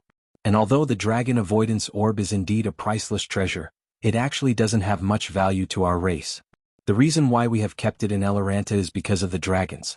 The dragons don't want it to fall into the hands of those who have bad intentions. But Mr. Brando is also a benefactor of the dragons. I don't think they will make things difficult for you. As long as Mr. Brando can get the consent of the dragons, this orb is for you to use. It turned out that the root of the problem was still the giant dragons. Come to think of it, the use of this orb was too much against the dragon race. If someone who was plotting against the dragon race got their hands on it, these giant dragons would inevitably have to live in a state of constant vigilance. This was undoubtedly unacceptable for such a proud species. Brando thought this through and quickly bowed to the Elven Queen to express his gratitude. In any case, the other party could have used this excuse to brush him off, but she wholeheartedly pointed out the right path for him. He couldn't help but be touched by her sincerity. But just as he was about to go and bargain with the big lizards who were famous for being stingy, the Elven Queen stopped him again. Mr. Brando, please wait. Brando turned his head with some doubts and asked, Your Majesty, is there anything else? Mr. Brando, the value of this orb is too low for you. If we only give it to you, outsiders will say that the wild elves of Eloranta are ungrateful. So whether the dragons finally agree to let you take the dragon avoidance orb or not, we still intend to give you another gift. This? Even with the mentality of a player who pursued maximum benefits, Brando couldn't help but feel a little embarrassed. Your Majesty, this treasure is already very significant to me. He didn't lie about this. It was indeed very significant. If he didn't have this treasure, he might have died without a corpse because of his relationship with the little female dragon. So in a sense, the Elven Queen agreeing to give him the dragon avoidance orb was equivalent to saving his life. The Elven Queen smiled and interrupted him, Don't be in a hurry to refuse. This gift is not unrelated to Mr. Brando. It was left in Eloranta by someone related to you. That person wanted to return a favor to us. Today we're returning it to you. It's just right to return it to its rightful owner. Brando was slightly startled. He thought that the only person who had something to do with him and was so resourceful was probably his grandfather. But considering that the other party didn't know his grandfather, he couldn't help but be curious about the identity of the person mentioned by the Elven Queen. Wait, he asked, Your Majesty, is the person you're talking about related to my grandfather? The Elven Queen nodded without hesitation. Then what is his identity? Is he my grandfather's subordinate? To this question the Elven Queen only smiled and said, I'm not too sure about this, but that thing has been left in Eloranta for many years. It has helped us a lot. I think you must have a use for it. As she said this, the Elven Queen's gaze extended behind Brando. Brando was too embarrassed to look back, but he could guess that it was probably the place where Princess Magadal, Eugenie and the rest were. He was a little confused about the meaning behind the Elven Queen's glance, but he didn't directly ask, What is that, Your Majesty? The Fountain of Singing. Have you heard of it, Mr. Brando? The Fountain of Singing. Brando couldn't help but gasp when he heard the name. How could he not have heard of the name of this thing? In fact, this thing had an even more famous name in Wand, and that was the Fountain of Youth. It was said that those who drank its water would be able to retain their youth forever and live forever. Of course, this was an exaggeration. There was no such thing as eternity in this world. Even the undead of Madara would eventually walk towards destruction. But those who drank from the fountain of youth would be able to retain their youth forever without a doubt. Anyone who drank the water of the fountain of youth would have their appearance fixed at the moment they drank the water. If it was a child, their appearance would be fixed at the age of 15 or 16. Because of this effect, the water of the fountain of youth in Wonde was a rare treasure that everyone, especially the noble ladies, would go crazy for. In addition to this effect, the fountain of youth could also heal pain. Its effect might not be better than that of high-grade holy water, but it could restore limbs and injuries. Just from this point alone, people would be willing to pay any price to get it. But because the fountain of youth only appeared in the Black Forest, and its capacity was often extremely limited, most of the fountain of youth would only be able to fill a few cups of water before drying up and disappearing. Therefore, the water of the fountain of youth was extremely rare on the continent, only appearing twice in the year of the gathering stars and the year of the waning moon. Now, the Elven Queen was telling him that there was a fountain of youth in Eloranta that had been used for nearly half a century and still hadn't dried up. What kind of concept was this? What shocked him even more was that this thing was given to the Wild Elves by someone who was related to him. How big of a deal was this? No wonder the Wild Elves didn't hesitate to give him the Dragon Avoidance Orb. After receiving such a great favor, the Dragon Avoidance Orb was really nothing compared to it. As soon as Brando heard the words Fountain of Singing, he was immediately tempted. He couldn't help but be tempted. Not to mention that he had already promised to use the Fountain of Youth to restore Dilfrey to her original state to make up for her sacrifice in the Battle of Ampere Seal, and this thing might also be useful for the Deer Banshee's crystallization disease. But these were not the key. The key was that most of the Fountain of Youth was associated with another thing. That was the Singing Silver. And only half of the Fountain of Youth with the Singing Silver was qualified to be called the Fountain of Singing. This thing was much rarer than the Fountain of Youth. Even in the depths of the Black Forest, legends about it only existed in legends. And to Brando, the Singing Silver was associated with another thing. This was a secret that only a few people in Valhalla knew.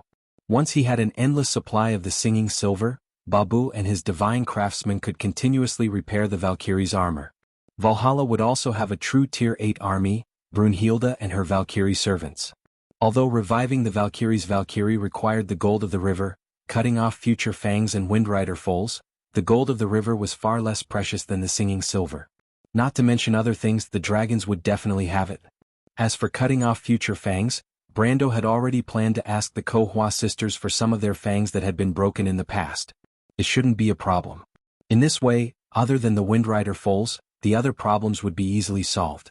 As for the Valkyrie's mounts, Brando could also buy them from the Wind Elves.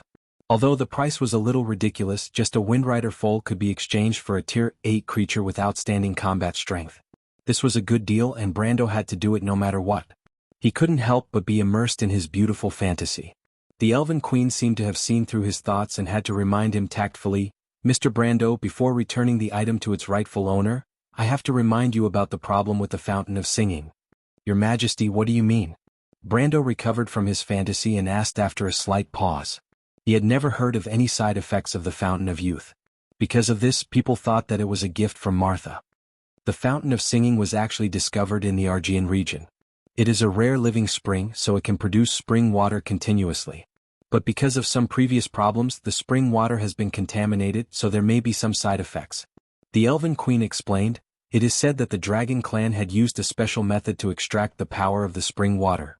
As a result, it was contaminated by dark magic. Although its spring water still has the effect of the Spring of Youth, the body of the person who drank it might have some changes. Forgive me, but I don't quite understand. In short, people who drink it will immediately stop aging and maintain a certain stage. At the same time, they will lose all power, including natural and supernatural powers, and... Brando frowned. The side effects of this thing were a little too shocking. If the Elven Queen didn't lie to him, then people who drank it would become a useless person, at least according to the standards of this world. And they will lose the ability to reproduce. Chapter 1052. Although Brando did not understand why the Elven Queen wanted to emphasize this, it was indeed a problem. In Wonde, for the children of the nobles, losing the ability to reproduce was a serious matter. This was because while they enjoyed the power of the family, they were also responsible for the prosperity of the family. For unmarried noble women, infertility was even more serious, because it would make them lose the ability to marry into a political alliance. Although for Brando, who had half the soul of a modern person, perhaps losing the ability to make political marriages was not necessarily a bad thing, he had to admit that in Won's aristocratic system, this was almost the greatest value of a woman's existence. Many noblewomen valued it very much. It was actually related to their future status. He did not know what Dilfrey was thinking about this, but he had a vague feeling that as the future successor of the Yenbao family, Dilfrey might not accept the first condition. She had paid such a high price to learn demonic magic in order to revive the Yenbao family. How could she be willing to become a useless person?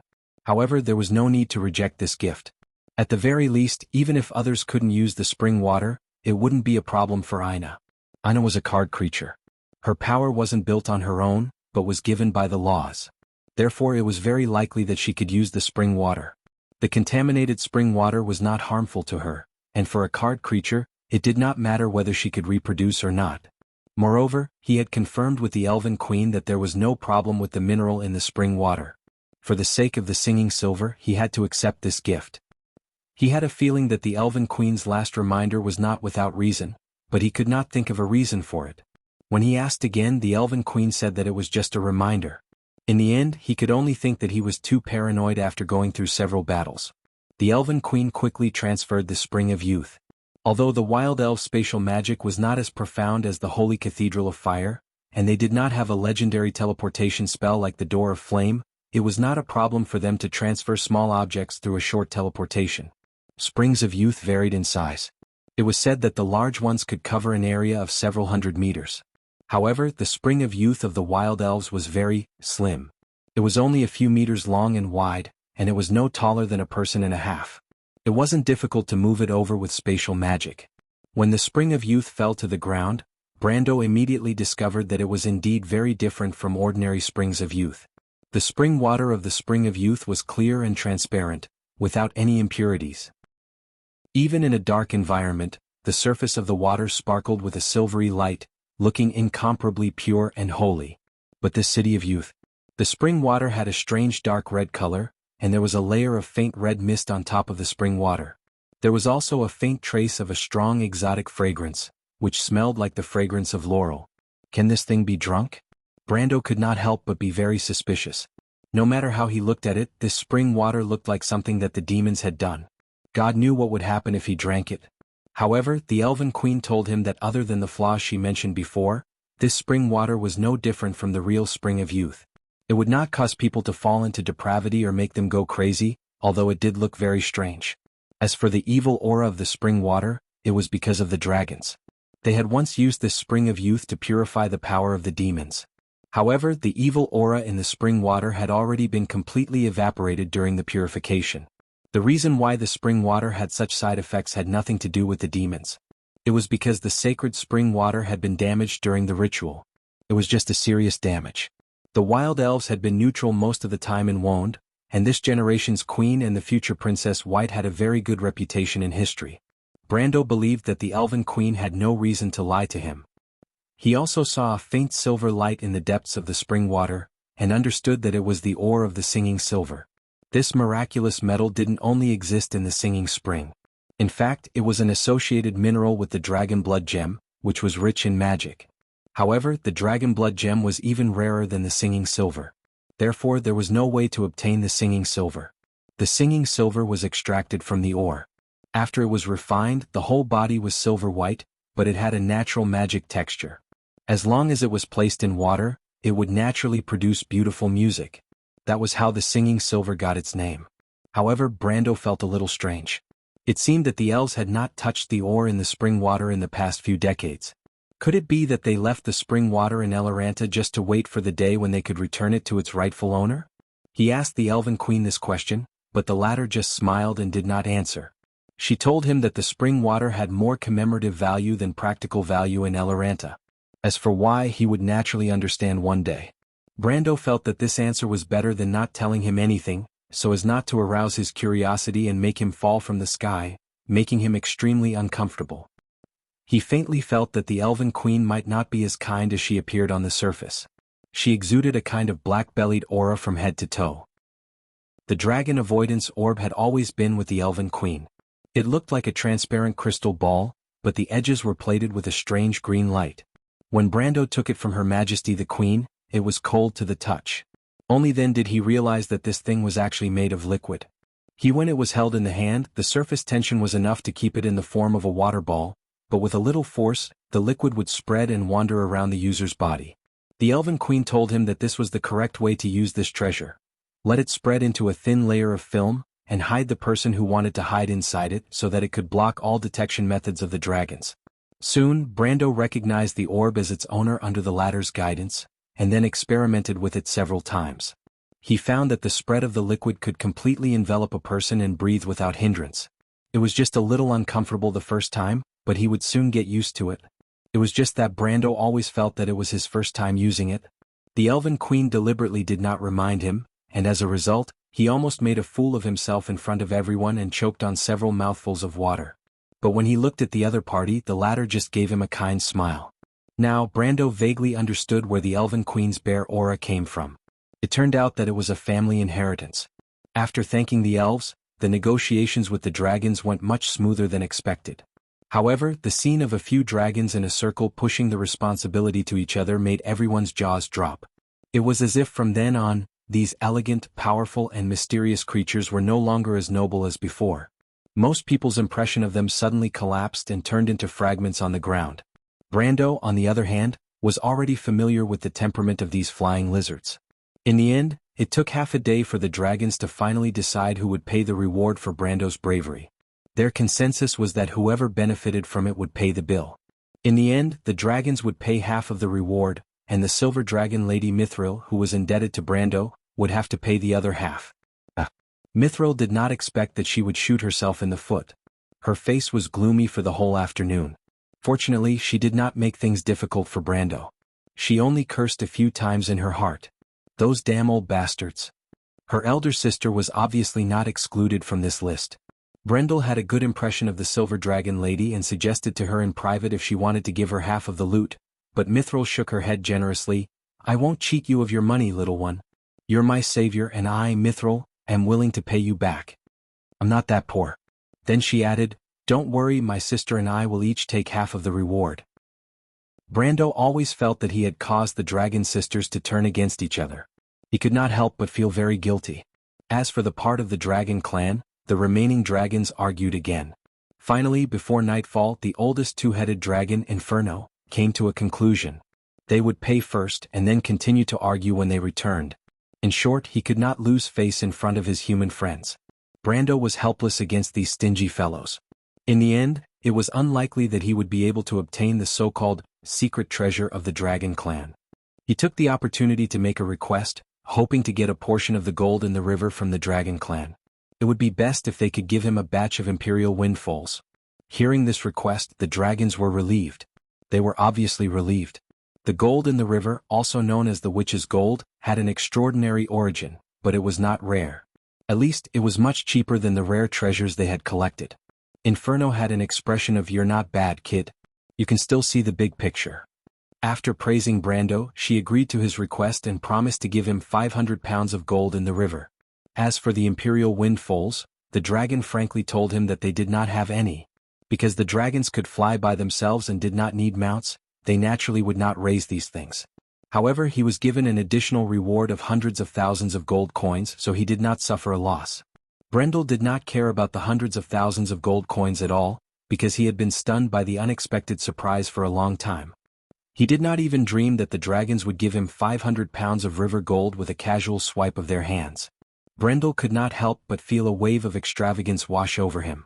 A sense of inferiority arose in his heart.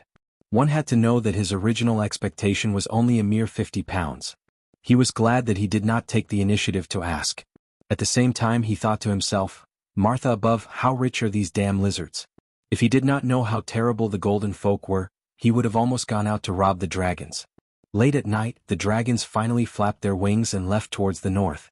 The Elven Queen also took away the crying little elf.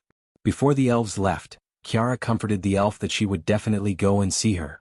However, Brando suspected that this was purely a lie. When she returned to Erwin, how would she have a chance to leave Cypher? After consulting with Dilfrey, the latter did not hesitate to reject the wild elf's spring of youth.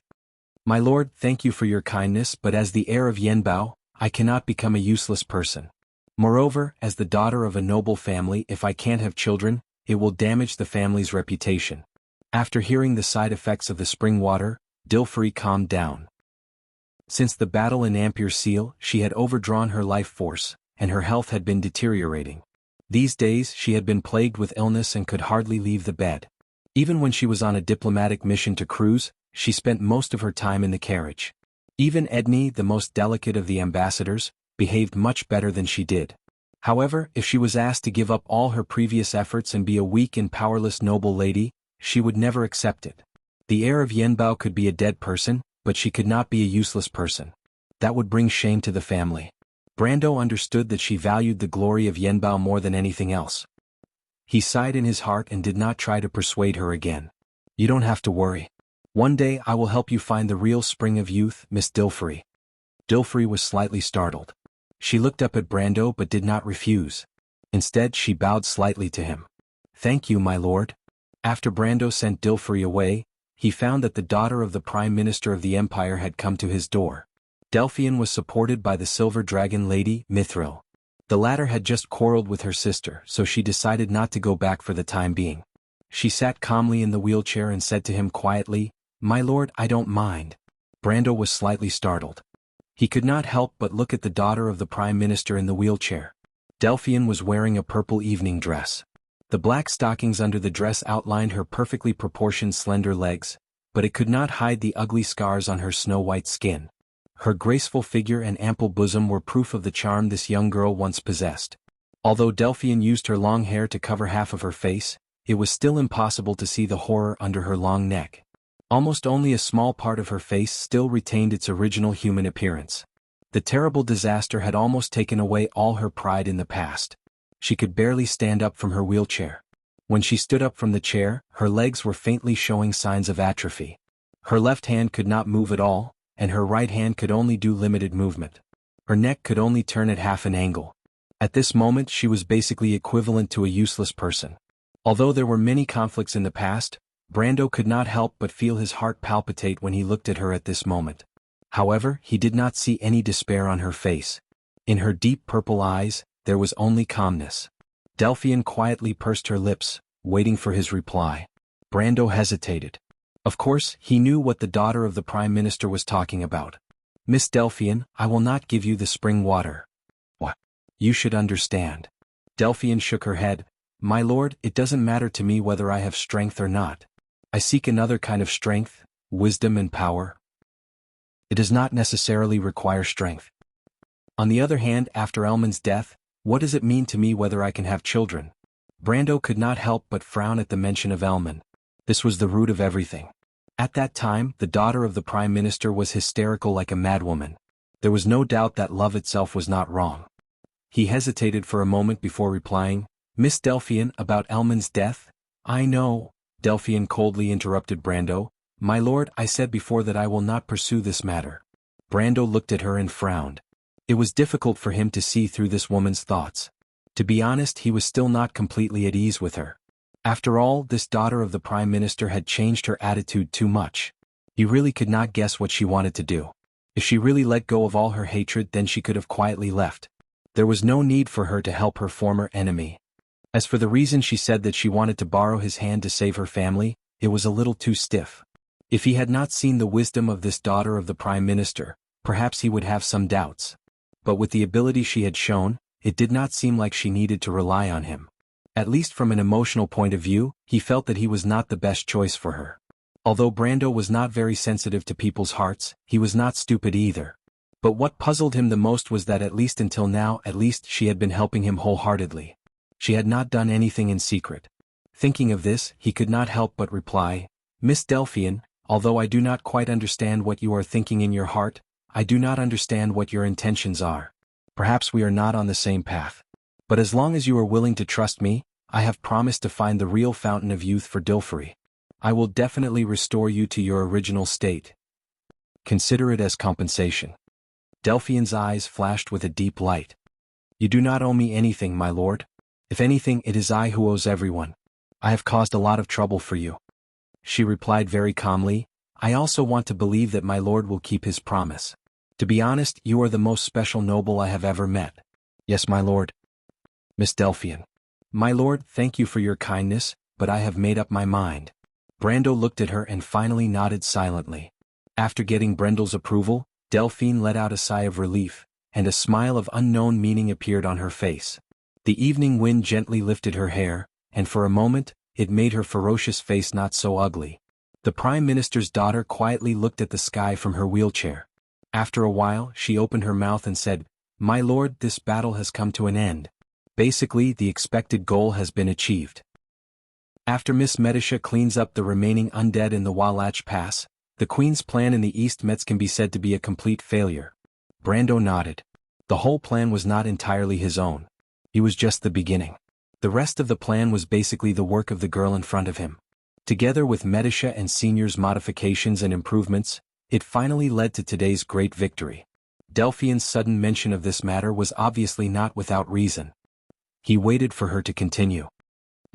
After the defeat of the White Legion, Georgandy Ridge and Toquinin, it will be difficult for the Silver Queen to end the battle in Metz quickly. Delphian paused for a moment. I think in this case she may directly attack you. Attack me? Yes, in my opinion, compared to the eldest prince, you may be a bigger threat in the eyes of the Silver Queen. The war between the eldest prince and Her Majesty is just a civil war among the Cruz people. But between you and her, it involves the core issue of who is the successor of the Dark Dragon. You, who have also inherited the power of the Dark Dragon, and with the support of the witches, you may have the ability to challenge her current power. But this is not what I want. I understand, Delphian replied. My lord, the others around you also understand, but Her Majesty does not. Or rather, she understands, but this is not important to her. Not to mention, my lord is the descendant of the sacred swordsman Darius. As one of the few people who witnessed the truth behind the Dark Curtain, your birth and background are not inferior to Her Majesty's. If my lord calls for help, there may not be fewer people than Her Majesty's. Brando felt that he did not have the ability to do so. At the very least, Georgandy Ridge and the Lion folk would not listen to him. Not to mention he had not even sorted out the forces in Erewhon. But he continued to listen to Delphian's analysis and asked, So, Miss Delphian, what do you think the Silver Queen will do next? Don't forget, it's not like she hasn't attacked us before. He was referring to the previous confrontation between the witches, which was almost a face-to-face battle, but the witches still failed. Yes, but if I were Her Majesty, I would change the method this time. Before this, no matter whether it was the assassination or the mobilization of the army, they all failed. This time, my lord, I have no choice but to let you fight on her home ground. But do you think I'm that stupid? Chapter 1053. As it turned out, it would. The smell of autumn was getting stronger by the day, and the heavy fruits on the branches hinted at the arrival of the harvest festival. After entering the month of Ariel, the crops in Metz began to reach their bumper harvest season. The military nobles continued to station their troops on the western front while they began to arrange for the farmers in their territories to carry out the autumn harvest. At this point, the Silver Queen's plan to attack Metz before the autumn harvest was completely ruined, regardless of whether it was the eastern or western front. But it was not all for naught. After the great solar eclipse on Holy Day, the unnatural glaciers and snow from the Golden Needle Forest to the Silver Cove in East Metz gradually began to melt. The war on that day caused a devastating blow to the agriculture in this area. Both Fathom Port and Ovchin encountered a food crisis, and the nobles had to urgently order food from Ludwig and Mihodafen to provide relief. The multiple solar eclipses over the past few days inevitably caused panic in this area. The astrologers told the people that this was caused by the chaos caused by the magic tide that only happened once in 1,000 years. Under such a background, the doomsday rumor spread like wildfire, and the forces lurking in the shadows took the opportunity to flourish. Because of this, the eldest prince had to impose martial law in Fathom Port and Ovchin. This move actually slowed down the progress of their counterattack on the eastern front.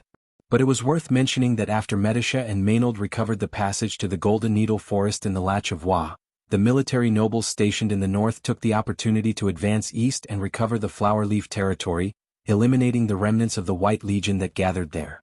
Duke Vina obeyed Brando's orders and stationed a large number of troops at the Orang Pass. On the other hand, she ordered people to rescue the second daughter of the Archduke of Flowerleaf, Faina's sister, Ilya, who was under house arrest in Varasa Castle, and escorted her to Fathom Port to meet her sister. There was also an episode that happened in between. After seeing her sister who had been imprisoned for many days, Faina lost control of her emotions. She hugged her sister and burst into tears. In fact, ever since Mehodafen had been locked up in the prison van, her mind had been constantly tense. Even after being rescued by the others, she was still worried about the safety of her father and sister. It was only when the situation in East Metz had reversed, when Medisha and Maynard had taken over the Latch of Tile and the passage to the Golden Needle Forest, and when Duchess Wayna had taken over the Flower Leaf territory, that the heavy burden in her heart had finally been lifted. However, the moment he saw his younger sister, the negative emotions that had accumulated over the past few days inevitably erupted. The Crown Prince's counterattack was slow, but in the second half of the month of harvest, the sporadic battles in the eastern Metz and Mehodafen had come to an end. Following Brando to the north, the southern nobles who were now loyal to the Crown Prince, had even taken Asgard Fortress and brought the Evergreen Corridor under their control.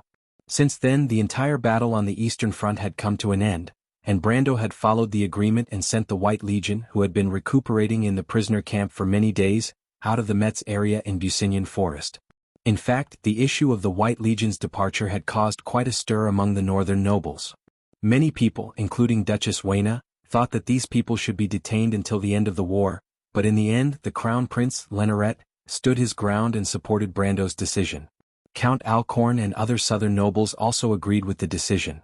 After all, everyone who had participated in the attack plan on that day knew in their hearts that although the White Legion had surrendered in the Battle of Fattar Port, they had not really lost their combat power.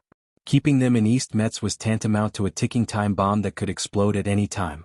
What's more, Count Alcorn also believed that in the civil war of the Empire, their side must maintain a moral advantage, and must not lose the big picture for the small.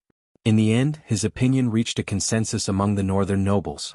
Now that Count Alcorn had become Leneret's right-hand man, he was obviously very satisfied with his current position. He had completely forgotten the scene when he stood on the side of the Silver Queen against Brando. He had repeatedly claimed in public that he and Brando were friends without discord. Brando was speechless about this guy's thick skin. But 2 weeks after the White Legion left Bucinian, bad news came. On the first day of entering Bankel, the White Legion's commander, Duke Ambunal, chose to end his life in a hotel in Gretcher. It was said that he did not leave any will. He only wrote a letter to his family and Her Majesty the Queen. In the letter to the Silver Queen, the Duke expressed his apology for failing to repay the trust of the royal family, detailed his lifelong loyalty and beliefs, and finally tactfully warned the Emperor of the Empire that the undead of Madara were not to be trusted. After receiving the letter, Constance sighed slightly, and then burned it to ashes. Later, she did not punish Ambunal's family for his performance in the war. She only ordered him to be buried solemnly, and then let Duke Ambunal's eldest son inherit his title. Brando did not feel much about Duke Ambunal's death. He only felt a little pity. At least the Duke was an upright person, but the upright people were inevitably tragic. In order to protect the White Legion, the Duke was even willing to compromise with his enemies, but when everything was over he chose to use his own life to redeem his honor as a soldier. The news of Duke Ambunal's death reached Fathom Port on the third day after the Harvest Festival. At that time, Brando was bored to death, listening to the decision of Prince Leneret and his subordinates. In fact, it had nothing to do with him, because since the middle of this month, Erwin's people had already withdrawn from the internal struggle of the Empire. Although the fleet from Tanajul was still anchored in Fathom Port, it could actually set off to return to Valhalla at any time. At this moment, the mission of the diplomatic mission had in fact been declared a failure. However, Erwin's people had gained more than they originally expected. As for how the Holy War would unfold in the future, this ancient kingdom now had more options. And just as Duke Wayna was passionately talking about the need to launch a counterattack on the Western Front, the door of the hall was slammed open by a panting Count Alcorn. He brought the news of Duke Ambunal's death and another news. On the third day after Duke Ambunal's death, the Silver Queen Constance announced a piece of news. In the political center of the empire that she ruled, a grand engagement ceremony was soon to be held. One of the parties involved in the engagement ceremony was the prince from the Latch of Wa, but the other party was greatly unexpected. The bride was not one of Her Majesty's daughters, but the newly conferred Countess of Wa Latch. About this mysterious countess, in fact, since the day she was conferred the title, there were all kinds of rumors among the people. Some rumors said that she was also a mountain person, while others said that she was not actually a citizen of the empire before she was conferred the title, but came from a state under the empire's rule. Each of these mysterious rumors made people more interested in the Countess. In all the areas under the Queen's rule, people were discussing the engagement ceremony. For a time, even their military failure in Metz seemed to have been forgotten. The heated discussion caused by the engagement ceremony even spread to Metz, Mehotofen and Ludwig, which were under the control of the eldest son of the emperor. Although the people were a little quieter, the high-ranking nobles were also discussing the unusual move of the Silver Queen. From the beginning, this marriage was heavily political. It was obvious that it was to appease the mountain people who had just declared their loyalty to the Silver Queen, but what they did not understand was why the other party wanted to make such a big deal out of it. Was it just to cover up the previous military failure? The Cruz people did not understand, but some people knew very well in their hearts. Brando understood that this time, the Prime Minister's daughter was right again. After a brief hesitation, he immediately began to make arrangements. The confrontation between the east and the west of the empire had been formed. Although Lenaret's power was not yet stable, it finally had a foothold. He did not intend to let the Erewhon people fight for the throne of the Cruz people, so now it was time to pull back and leave. First, let Eugenie, Enid, and others take the little prince and leave the empire. The mission of the envoy group was over, and the little prince's mission was also over. Although Haruz also euphemistically expressed his intention to stay and advance with him after learning that his teacher was going to stay, Brando refuted him with the reason that a king must be responsible for his people. However, looking at the little prince's reluctant eyes, Brando's heart also warmed slightly. Since this diplomatic mission, the former had grown a lot and finally had the temperament of a king. This made him feel very gratified. At least it was worth the danger he experienced in the process. Although there were some troubles left, at least the princess on the battlefield that the soldiers talked about was one of them. He still had not figured out how to explain to Princess Griffine where the missing Princess Fuchsia went. Fortunately, he did not have to face the princess for the time being. Before the fleet left, Brando and Maynard met. After absorbing the war slate that day, the personality of Senior Allium Japonicum fell into a deep sleep and had not woken up yet. No one knew what kind of ability she had gained. Then Maynard's personality took the initiative of the body. As soon as she saw Brando, she gave him a loud slap in the face without saying a word. Then she gritted her teeth and looked at him. Her lips moved as if she wanted to say something, but in the end she did not say anything. But Brando read her lips and read the meaning of this sentence, "Bitch." Brando did not know whether to laugh or cry. Of course, he knew that she slapped him because of Senior Allium Japonicum, but it was not his intention. He was also a victim. Fortunately, he felt a little guilty toward this young girl who had inherited his senior sister's soul, so he didn't make a fuss about it. Instead, he found it very interesting to see her face blushing all the way down to her neck after breaking through the cold and unapproachable aura. "Miss Maynard, no matter what you think of me, this time Erewhon's domestic affairs are in your hands." Although Erewhon seems to be calm now, under the calm like a mirror, there are turbulent undercurrents. Whether it is the royal faction, the empire, or the undead of Madara, if any of these three parties is not handled well, the kingdom may fall into crisis at any time. Not to mention, All for One will definitely take the opportunity to stir up trouble in this situation. Maynard frowned as if she did not even want to look at him and replied coldly, "I naturally understand, I don't need your unnecessary reminder." But she also understood that among all the ministers under Princess Griffine, only this one in front of her was the clearest about Erewhon's future, so she asked, "If you have any thoughts, just say it." Brando nodded, satisfied with Maynard's ability to remain calm. "Go and tell Her Highness, the undead will definitely start the Second War of the Black Rose within this year. No matter what anyone says to her, don't let her believe it. The Roman Black Rose must give up all hope. Dino, the royal faction has always thought that you want to use the threat of the undead to expand your influence?" Maynard looked at him coldly. "You mean to make Her Highness completely oppose it? Those who think so are a bunch of short-sighted people. I believe that there are also people in the royal faction who can see all this clearly. Politics is an art of compromise, Miss Maynard, but not everyone has to compromise. I will pass on the message." "Thank you." "No need to thank me, this is not for you." Silently watching Maynard board the ship, Brando could not help but touch his cheek. Ouch! He could not help but grit his teeth. This woman really did not hold back at all, it really hurt a little. Although his defense was already beyond ordinary people, it was not able to block out the pain. Besides, Maynard's current strength was not bad at all. After absorbing the second slate, she had already faintly touched the field of elemental power. "How is it, does it hurt?" At this time, a somewhat teasing voice came from behind him, "Count." Brando turned around and found that it was the little princess of House Cypher. Today, Kiara was wearing an exquisite princess dress and holding a purple parasol, looking like a doll. Her 2 ponytails shone under the golden sun. She raised her small face and looked at Brando with interest, a sly light flashing in her blue eyes from time to time. "Princess Cypher of House Cypher, send my regards to your brother." "I will," the mischievous little princess replied with a smile. "But I have a question for you, Count." Brando made a gesture of invitation. "Now you should know what my brother is planning. I just want to ask you, Count, do you plan to marry me?" Brando almost choked to death. He could not help but cough violently. He had seen many questions that went straight to the point, but this was the first time he had seen such a straightforward question. Especially since the one who asked this question was just a little girl. Although he didn't know how old this little princess was this year, but looking at her underdeveloped chest and her height that only reached his chest when she stood on tiptoe, no matter how he looked at it, she didn't look like she was more than 14 years old.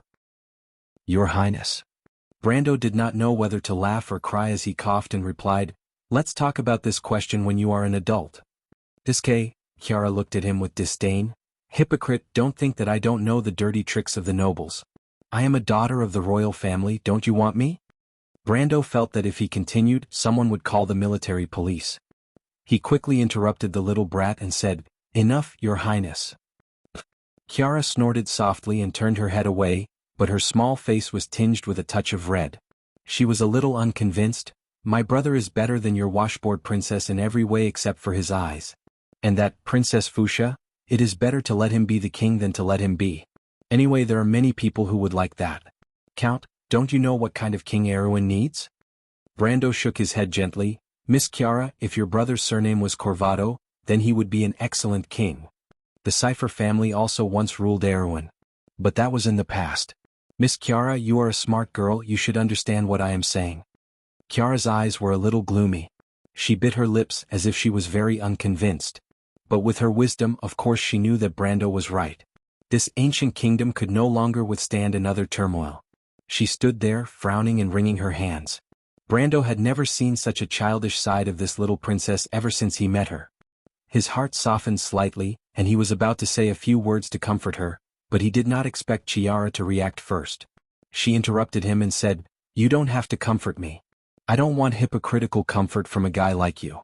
I still have one more thing." Brando was slightly stunned. Chiara lowered her head, put her hands behind her neck and untied a necklace. She put the necklace in her palm and then handed it to Brando. "Here, this is the amulet my father gave me. I'll lend it to you for a while, you have to come back alive and return it to me." Brando felt that there was something wrong with her words. He looked at the necklace in his hand, which still had the residual warmth of the little princess's body. It was a beautiful crystal pendant, and it seemed as if there was blood boiling inside. He felt as if he had seen this necklace somewhere before, but he immediately saw the Cypher family emblem engraved on the base of the pendant. Only then did he remember the meaning of this necklace. This was the mark of the royal bloodline. Although he didn't think much of the amulet, Brando didn't expect that she would lend him such a precious thing. He could imagine the thought behind it. He was slightly moved. "Your Highness?" He didn't expect Chiara's face to be full of disgust.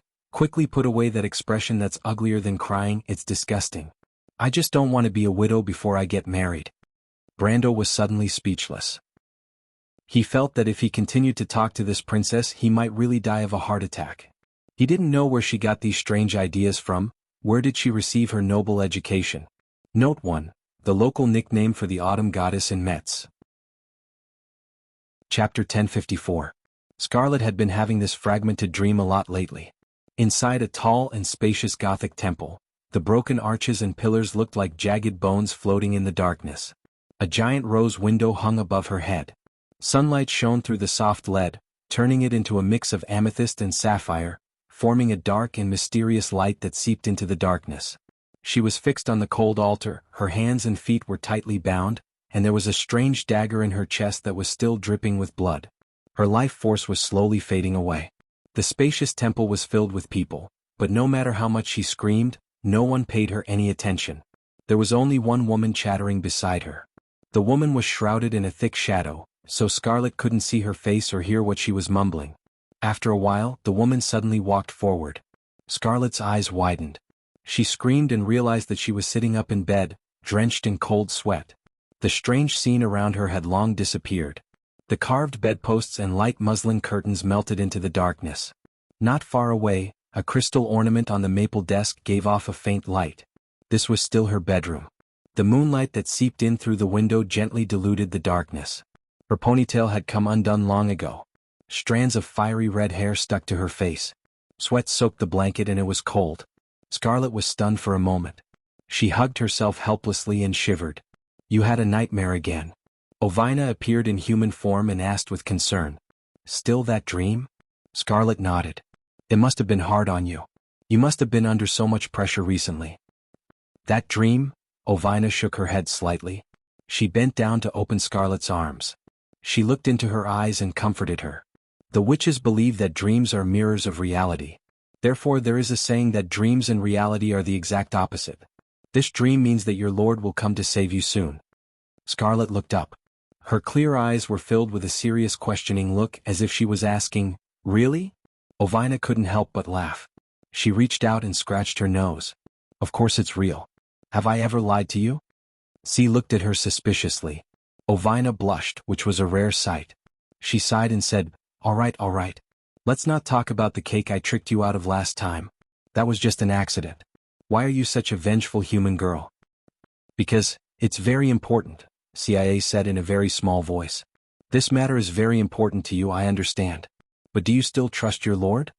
Qian nodded without hesitation. Ovina couldn't help but stare at her in shock. What a lucky guy. She sighed almost imperceptibly. "Since you're so sure that your Lord will come to save you, what else do you have to worry about?" "I'm worried, my lord." "Silly child." Ovina's heart softened and she patted her shoulder. "You're still worrying about others at a time like this. Don't worry, that guy will be fine." As if she had accepted Ovina's consolation, Scarlet finally calmed down a little. "Ovina, what time is it?" she asked. She felt like she had slept for a long time and her head was heavy. "Cheer up," Ovina answered. "It's dawn, Scarlet." The carriage creaked as it rocked back and forth. Behind the hood of the carriage was the autumn scenery of the outskirts of Bank Field. The dazzling golden light dyed the boundless land, and the horizon was dotted with farmhouses and windmills.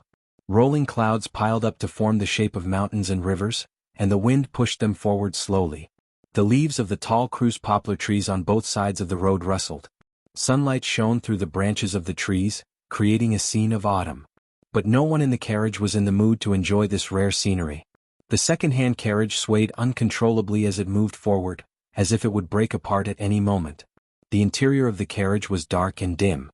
Bits and pieces of light shone through the holes in the hood and fell on the faces of Brando and the others, who all had different expressions on their faces. "Who on earth bought this carriage?" Vahina's face was pale. She couldn't help but ask the question. Before she could finish, she couldn't help but cover her mouth. Her chest churned and she rolled her eyes, almost throwing up again. But there was only acid left in her stomach. She had thrown up all her breakfast, including the red wine-stewed beef and baked trout she had eaten the night before. The others were a little better, but they couldn't help but feel a little worried when they saw the young lady. "Hey, Pamela." Brendel's expression was a little ugly. Although his physique was far superior to that of a normal person, this carriage was a little too much. More importantly, he had seen at least 3 rivets happily jumping off the pillars of the carriage so far. The whole carriage was as if it was possessed, clanking and clanking. Only God knew when it would fall apart in the next moment. There was still a long way to go before they reached the capital of the empire. Without the carriage they would have to walk for at least a day. But it was already past noon and the nearest inn was more than 20 miles away. "I'm sorry?" The priestess looked very awkward under everyone's stares.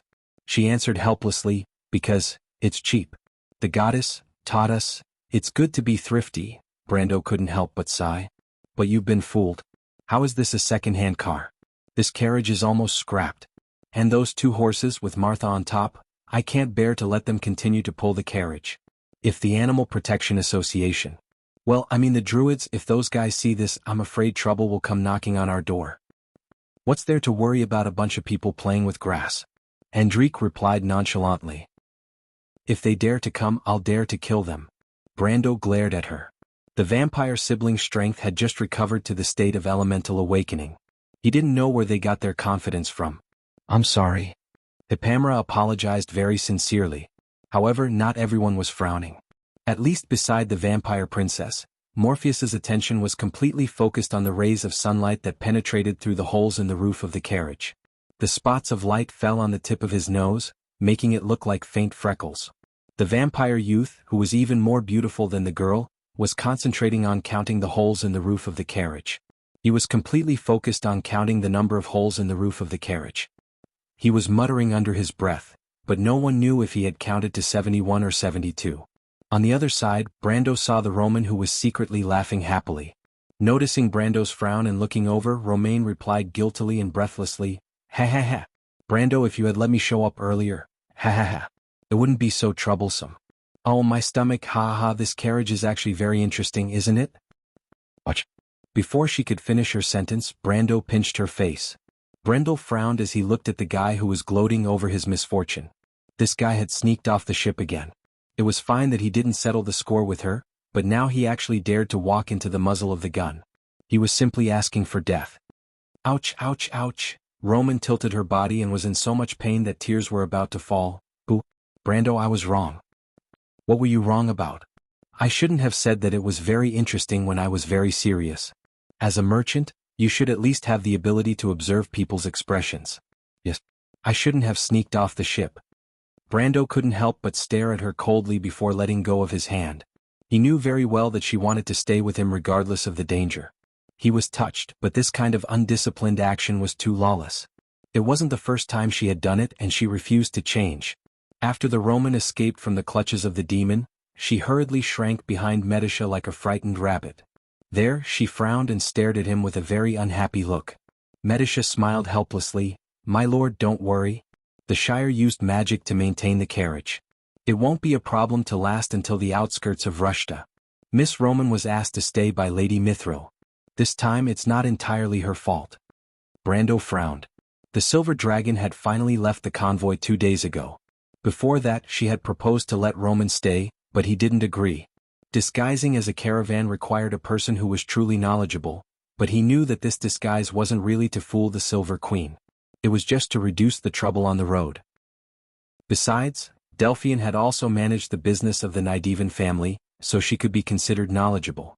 But he always felt that Mithril had a deeper meaning. Otherwise, she wouldn't have smiled and not answered his question. Now that he thought about it, the Silver Dragon might have known that the Roman had secretly used witchcraft to hide in the convoy. She might even have helped.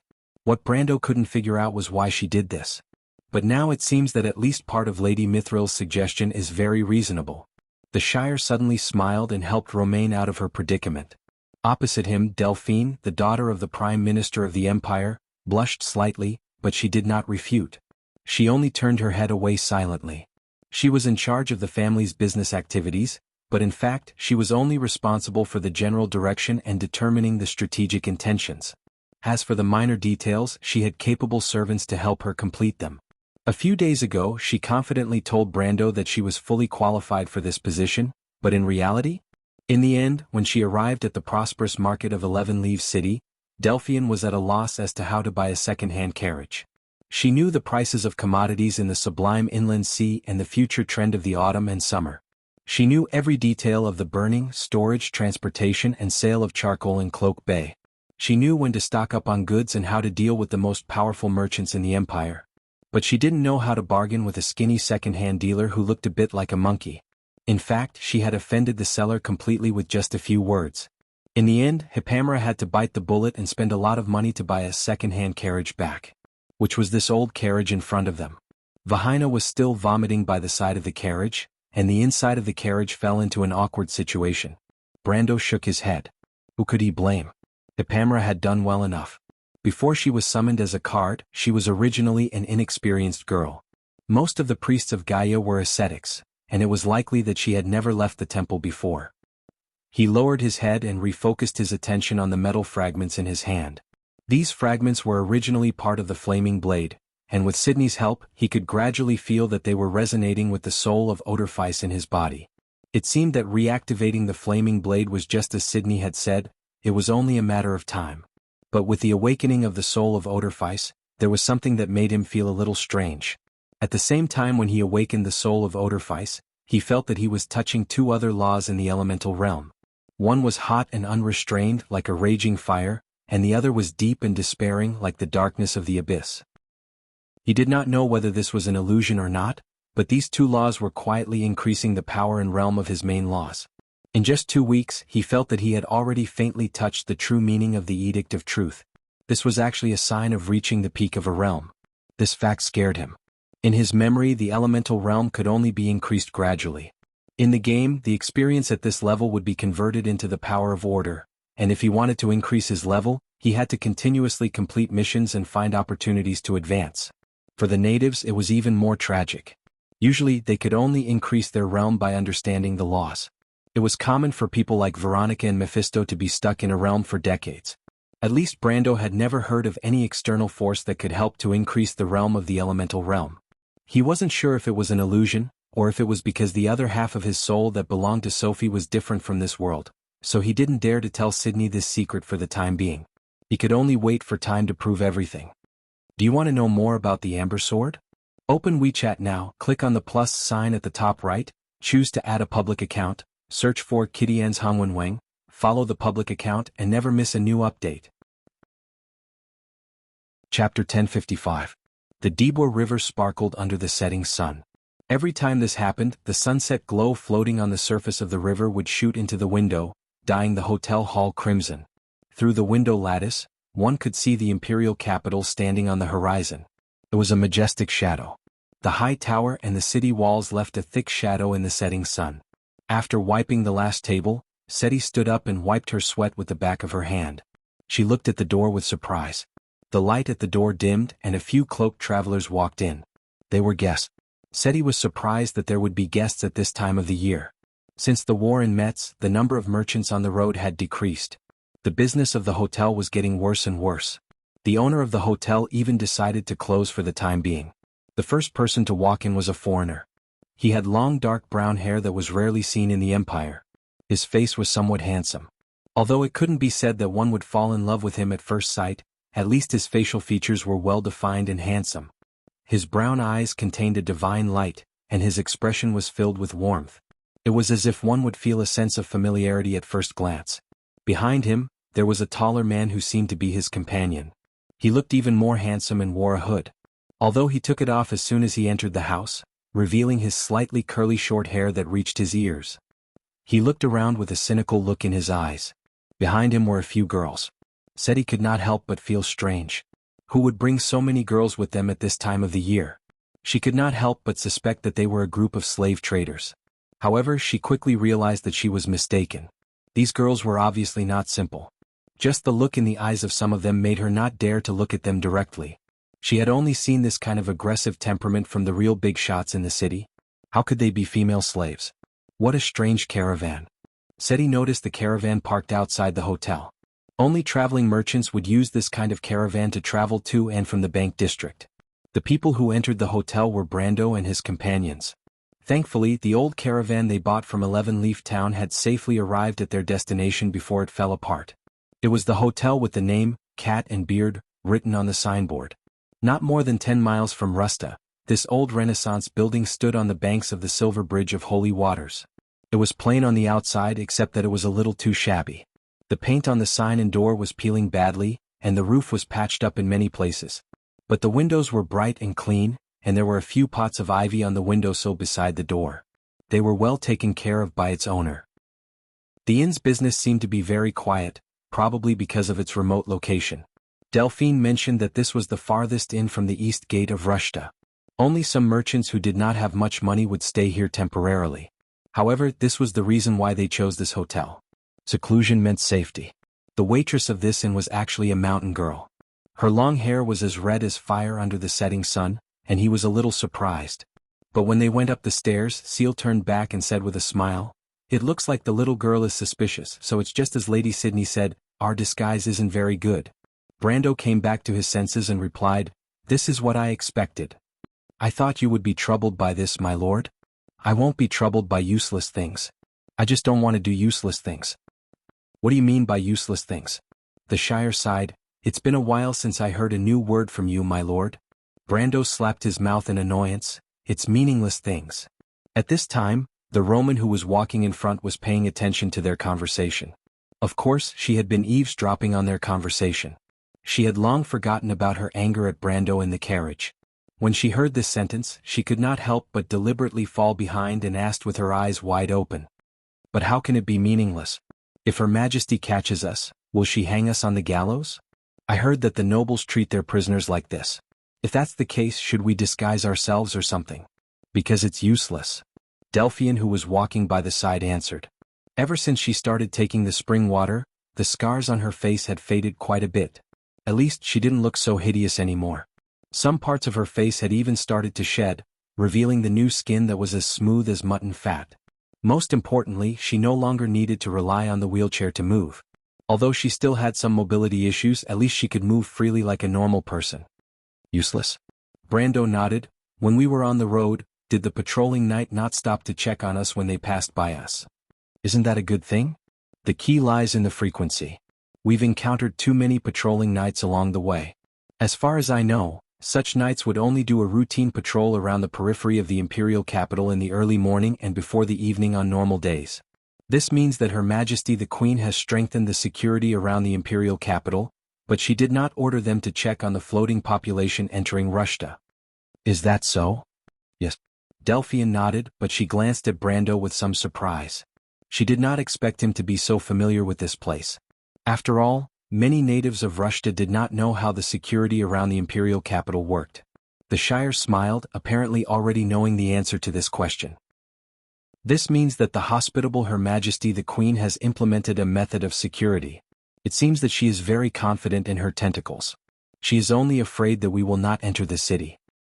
In other words, as long as we enter the city, she will be able to find us? Brando nodded. At least that's what the Silver Queen thinks. Romaine analyzed what she had learned and could not help but frown. If that's the case, Brando, should we split up? That means, let me bring Brunhilde and the others into the city to attract the Queen's attention. You and Teacher Mephisto find a way to sneak into the city to save Scarlet. Brando could not help but feel angry and amused at the same time. He patted her on the forehead. What are you thinking? Things are not that bad yet. I don't think the Silver Queen will make things difficult for us so soon. Roman hurriedly covered his forehead and dodged backwards, asking, Why?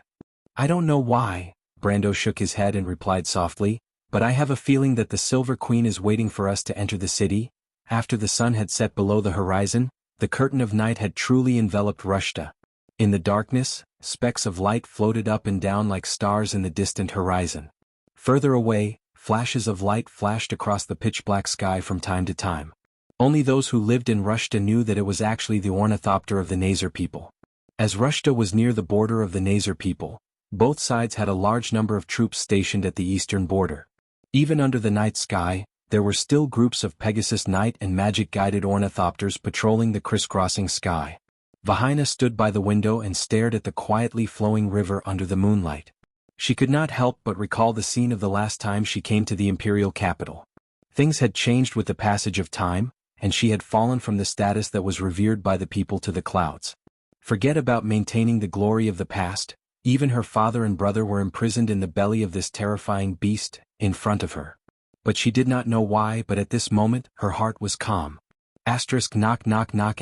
Suddenly there was a knock on the door. Everyone in the room turned around and saw Medisa pushing open the door and entering the room in her martial attire. She closed the door behind her and breathed a sigh of relief before looking at Brendel. My lord. Medisha, how is it? Brando nodded at her.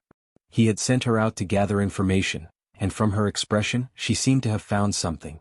Medisha replied, It's all right, it's not too troublesome.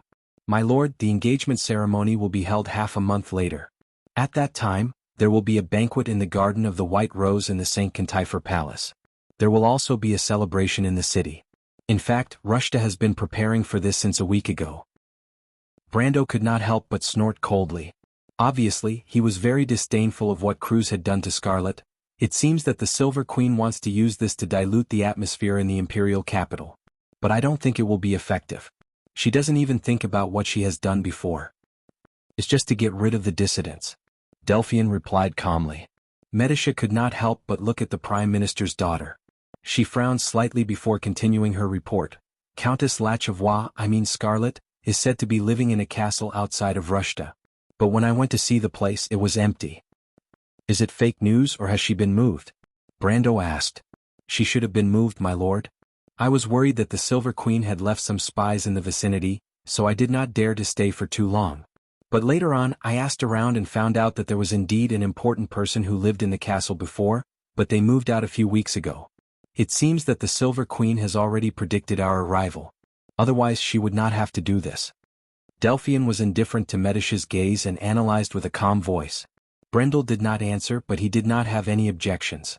He had already expected this, and Amandina's analysis was exactly the same as well.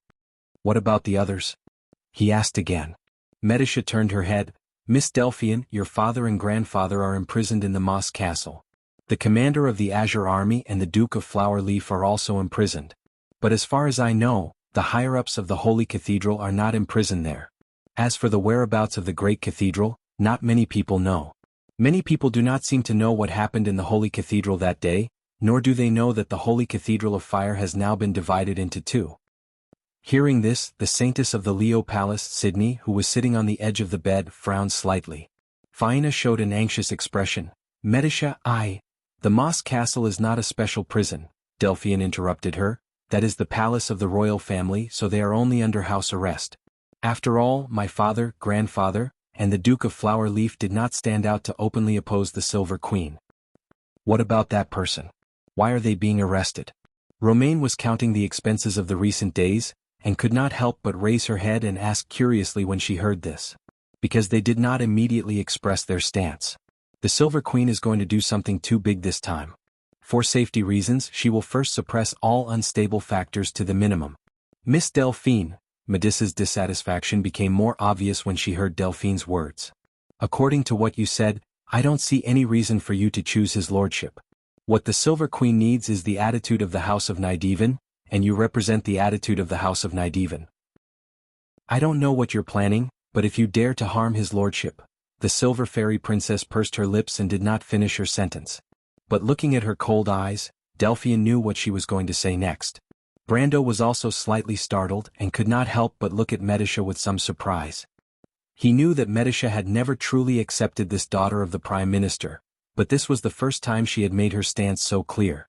Delphian smiled and only raised her head to look at Brando with her light purple eyes.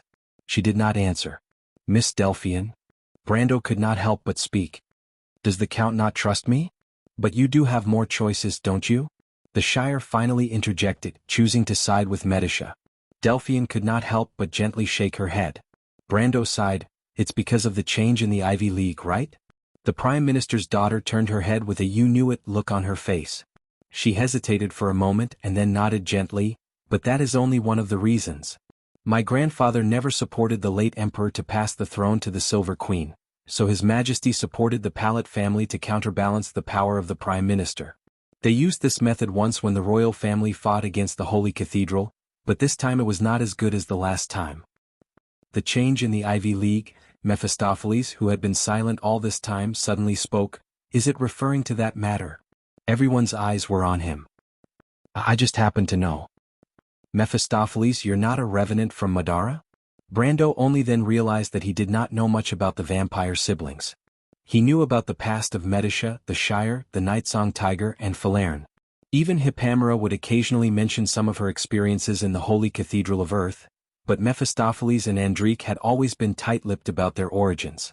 Before this, he had always thought that before they became card creatures, they were just ordinary dark nobles from Madara, or perhaps they had some background.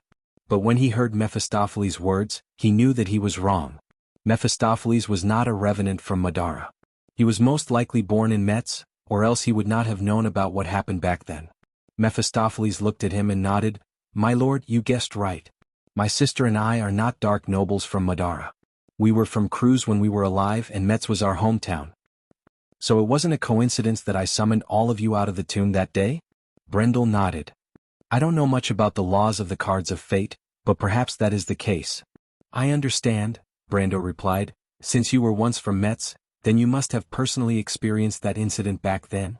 Not exactly, but my sister Andrique and I did go through that dark period of history. I only remember that my family and friends died in that turmoil, even myself. That period of history was even crueler than the narration. Sir John Lorison's experience was just the tip of the iceberg. Mephistopheles smiled faintly. I really don't want to recall too much about that period of history. If it wasn't for my lord mentioning it, I wouldn't have even brought it up. I'm sorry. Brando did not expect that he would accidentally reopen a scar and could not help but feel apologetic. It's all right, my lord. Time will heal all scars. Mephistopheles smiled. It was after the Holy War, and the Holy Cathedral of Fire was facing a general decline of faith and confusion. The undead and the cultists took advantage of the situation and stirred up trouble within the empire. The Holy Cathedral of Fire was most heavily infiltrated by All for One during that period, and there are still many historical problems left behind. I remember that during the most chaotic period, East Metz and Mihotofen, which are close to Argean, bore the brunt of the attack. There were even a few dukes who were bewitched. I heard about it, Vahina suddenly spoke. I heard from my wet nurse about the scene at that time. It was said that many people died at that time. Countless people were crucified every day, and the nobles were also full of assassinations and conspiracies. That was the darkest period of the Metz region. The countryside was the territory of the witches and heretics. They pulled out the tendons of the people and skinned them, using the harshest methods to torture the priests and believers of the Holy Cathedral. It was the same in the cities. Every day there were witches being burned at the stake. Similar scenes were happening all the time. Mephistopheles recalled the scene at that time and could not help but frown. I never thought that such a thing would happen in the Empire. The Shire was a little surprised. Although he had heard of the turmoil, he did not experience it for himself. He could not imagine how serious it was. What happened after that? After that, it was the so-called Ivy League Rebellion. The chaos in East Metz turned into a real turmoil. Several famous nobles died in the chaos, and some of them were comrades and close friends of Nidevans who had fought side by side with him. Sydney spoke at this time. As a person involved in the Holy Cathedral, she could be said to be the one who knew what happened the most. In a fit of rage, the old chancellor was ordered by the Silver Queen to lead the army into East Metz and quell the rebellion in one fell swoop. He even captured 2 of the 12 patriarchs of the tree herders. 2. Brando noticed the number. The Lord of Filthy Blood, Lochlear, and the Withered Whip, Laney. But the latter escaped during the process of being escorted. He escaped, but my grandfather always suspected that Her Majesty let him go. Delphian finally spoke. At that time, Her Majesty and my grandfather had a great disagreement on how to deal with the cultists. In fact, according to the law of the Holy Cathedral, the cultists should have been beheaded long ago. But the last one escaped, and the last one is still imprisoned in the Thorn Fortress. Most of the cultists and fallen Dark Lords were only sealed and not completely destroyed. Sir John Lorison was just one of them. This was the order given by the Silver Queen herself. She sighed. What puzzled my grandfather the most was that the Holy Cathedral actually backed down. This matter sowed a grudge between Her Majesty and my grandfather. But not just because of personal reasons, but because my grandfather saw that Her Majesty had other intentions. Although he was not biased towards the Holy Cathedral, but as a veteran of the Imperial faction, he did not want to see the Imperial family and the Holy Cathedral truly break apart, and thus lead the Empire to eternal damnation. She took a light breath and said, so everyone should understand now. Now that everything has happened, it's even more impossible for my grandfather to stand with Her Majesty. This is also the reason why Her Majesty secretly plotted to make me leave the capital. I should have seen through this long ago, but I was blinded by hatred. Me too. Vahina looked at Brando and gritted her teeth. I can represent Mihotofen, Brando. I will stand on your side. I am the first in line to inherit Flower Leaf territory. I can make this promise. Miss Vahina. Medisha looked at her and comforted her. Don't worry, we are not targeting you. Thank you, Medisa. Her Royal Highness of Flower Collar couldn't help but blush. Delphian ignored Medisha's words. She turned to Brando and asked, so my lord, what should we do next? There is still half a month, Brando replied. Seems like there is still plenty of time. We will do our best to find out where Scarlet is being held. I will only consider launching an attack on the day of the celebration if there is no other choice. But before that, we need to find a way to invade Tessberg. On one hand, we need to save your and Vahina's loved ones. On the other hand, we need to gain more allies. He glanced at Sydney. It would be best if we can find out where the Holy Cathedral's higher-ups are being held. Will they be killed by Her Majesty? The Shire suddenly interrupted. She will not do that, the Lion Palace's Saintess finally spoke. Before we obtain the Holy Sword Odorfice, then let's do that. We will split up and investigate, Brando replied. Even though the Silver Queen is confident that she will be able to find us, we still have time to play hide and seek with her. He paused for a moment. I will give her a surprise. Chapter 1056. P.S. If you want to hear more of your voices and receive more of your suggestions, please search for Kdred on WeChat and follow it. Give more support to the Amber Sword. Brando and the Shire walked aimlessly on Fragrant Street. It was the busiest commercial district in the imperial capital. The high-rise buildings on both sides of the street were hung with curtains representing the celebration. The craftsmen were making tables full of flowers and fine wine from the manors in the suburbs. The entire street seemed to be immersed in the atmosphere of the upcoming celebration, but upon closer inspection, one would notice some incongruous details. Few smiles could be seen on the faces of the pedestrians. Apart from the carefree children, almost everyone's face was more or less filled with sadness. It seemed that the heated discussion about Countess Lach's marriage had not really made people forget the war on the front lines. For those with a certain amount of assets, the war showed that their money was decreasing, but for those who lived in the imperial capital, or even the entire Bankal area to the Cloak Bay area, the war made their already poor lives even more difficult. Prices skyrocketed, supplies were reduced, men were forcibly transferred to the army, and the remaining people were almost unable to get by. The cost of the war was inevitably passed on to these people, and only a few could reap benefits or realize their ambitions. It looks like Her Majesty the Queen of the Kurlutzians isn't having a good time either. Charles looked around and couldn't help but comment. Brando nodded silently. But they were not here to comment on the Silver Queen's situation at the moment. Under his suggestion, everyone began to act separately. Vahina, Delphian, and the Roman disguised themselves as merchants. The Mehodafen family had a lot of influence in the imperial capital, and their remaining forces in the dark had been trying to rescue the Duke of Flowers in recent months. Vahina's task was to contact these people. Delphian's situation was similar. The Nidwin family's enemies were all over the court, but they also had many staunch allies. Some of these allies had suffered losses in the war, while some had avoided the limelight but were not trusted by the Silver Queen. There were always people who could be trusted among them, and the Prime Minister's daughter had to identify them one by one. Their mission was to distinguish between friend and foe, and rope in potential allies. This mission had a certain degree of danger, but if it was done well they would not be deaf and blind in this huge city. As for Medicia and the rest, their task was to contact the Antiburo Duchy's envoy that had entered the city a day earlier, and confirm if Princess Magadal had already contacted them. This was a hidden move. Erwin's envoy had sided with the Crown Prince in the Civil War, so their mission was declared over after the war in Metz. But this had nothing to do with Princess Magadal. She was the representative of the Antiburo Duchy, and at least for now, the duchy was still on the Silver Queen's side. So after the war ended, she still had to go to the imperial capital to meet up with her envoy. However, the nun princess did not support the Silver Queen in her heart, because she was a staunch traditionalist. With the direct descendant of the great sanctum, Sidney, on Brando's side, she would naturally side with Brando. Not to mention the latter was her savior. Of course, she would not betray the interests of her country, but on this basis she could provide some help to Brando and the rest. At least, she could be another eye for them, to prevent the two-faced nobles of Cruz from deceiving them. At the same time she could also provide cover for them to enter and leave the city. Even though it was impossible for the Silver Queen to not keep an eye on the nun princess who was close to the people of Oween, that was not important. This city was filled with her spies, and if she was afraid of being discovered, she would not be able to achieve anything. In fact, Brando, who was very experienced in this kind of infiltration mission, don't ask where his experience came from, knew very well that it was not terrible to be discovered by Her Majesty. What was terrible was that the information was not equal. As for his own mission and the mission of the Shire, he did not mention it, but it was very important. He first walked around the city by himself, exploring all the places with hidden events and items in his memory. After all, it was rare for him to come to Lushta, and it was uncertain whether he would come here again in the future. He did not intend to leave the hidden places and treasures for the people of Cruz. After half a day he had obtained a lot of things. Among them, he had obtained dozens of bottles of holy water No. 2 and holy water No. 3.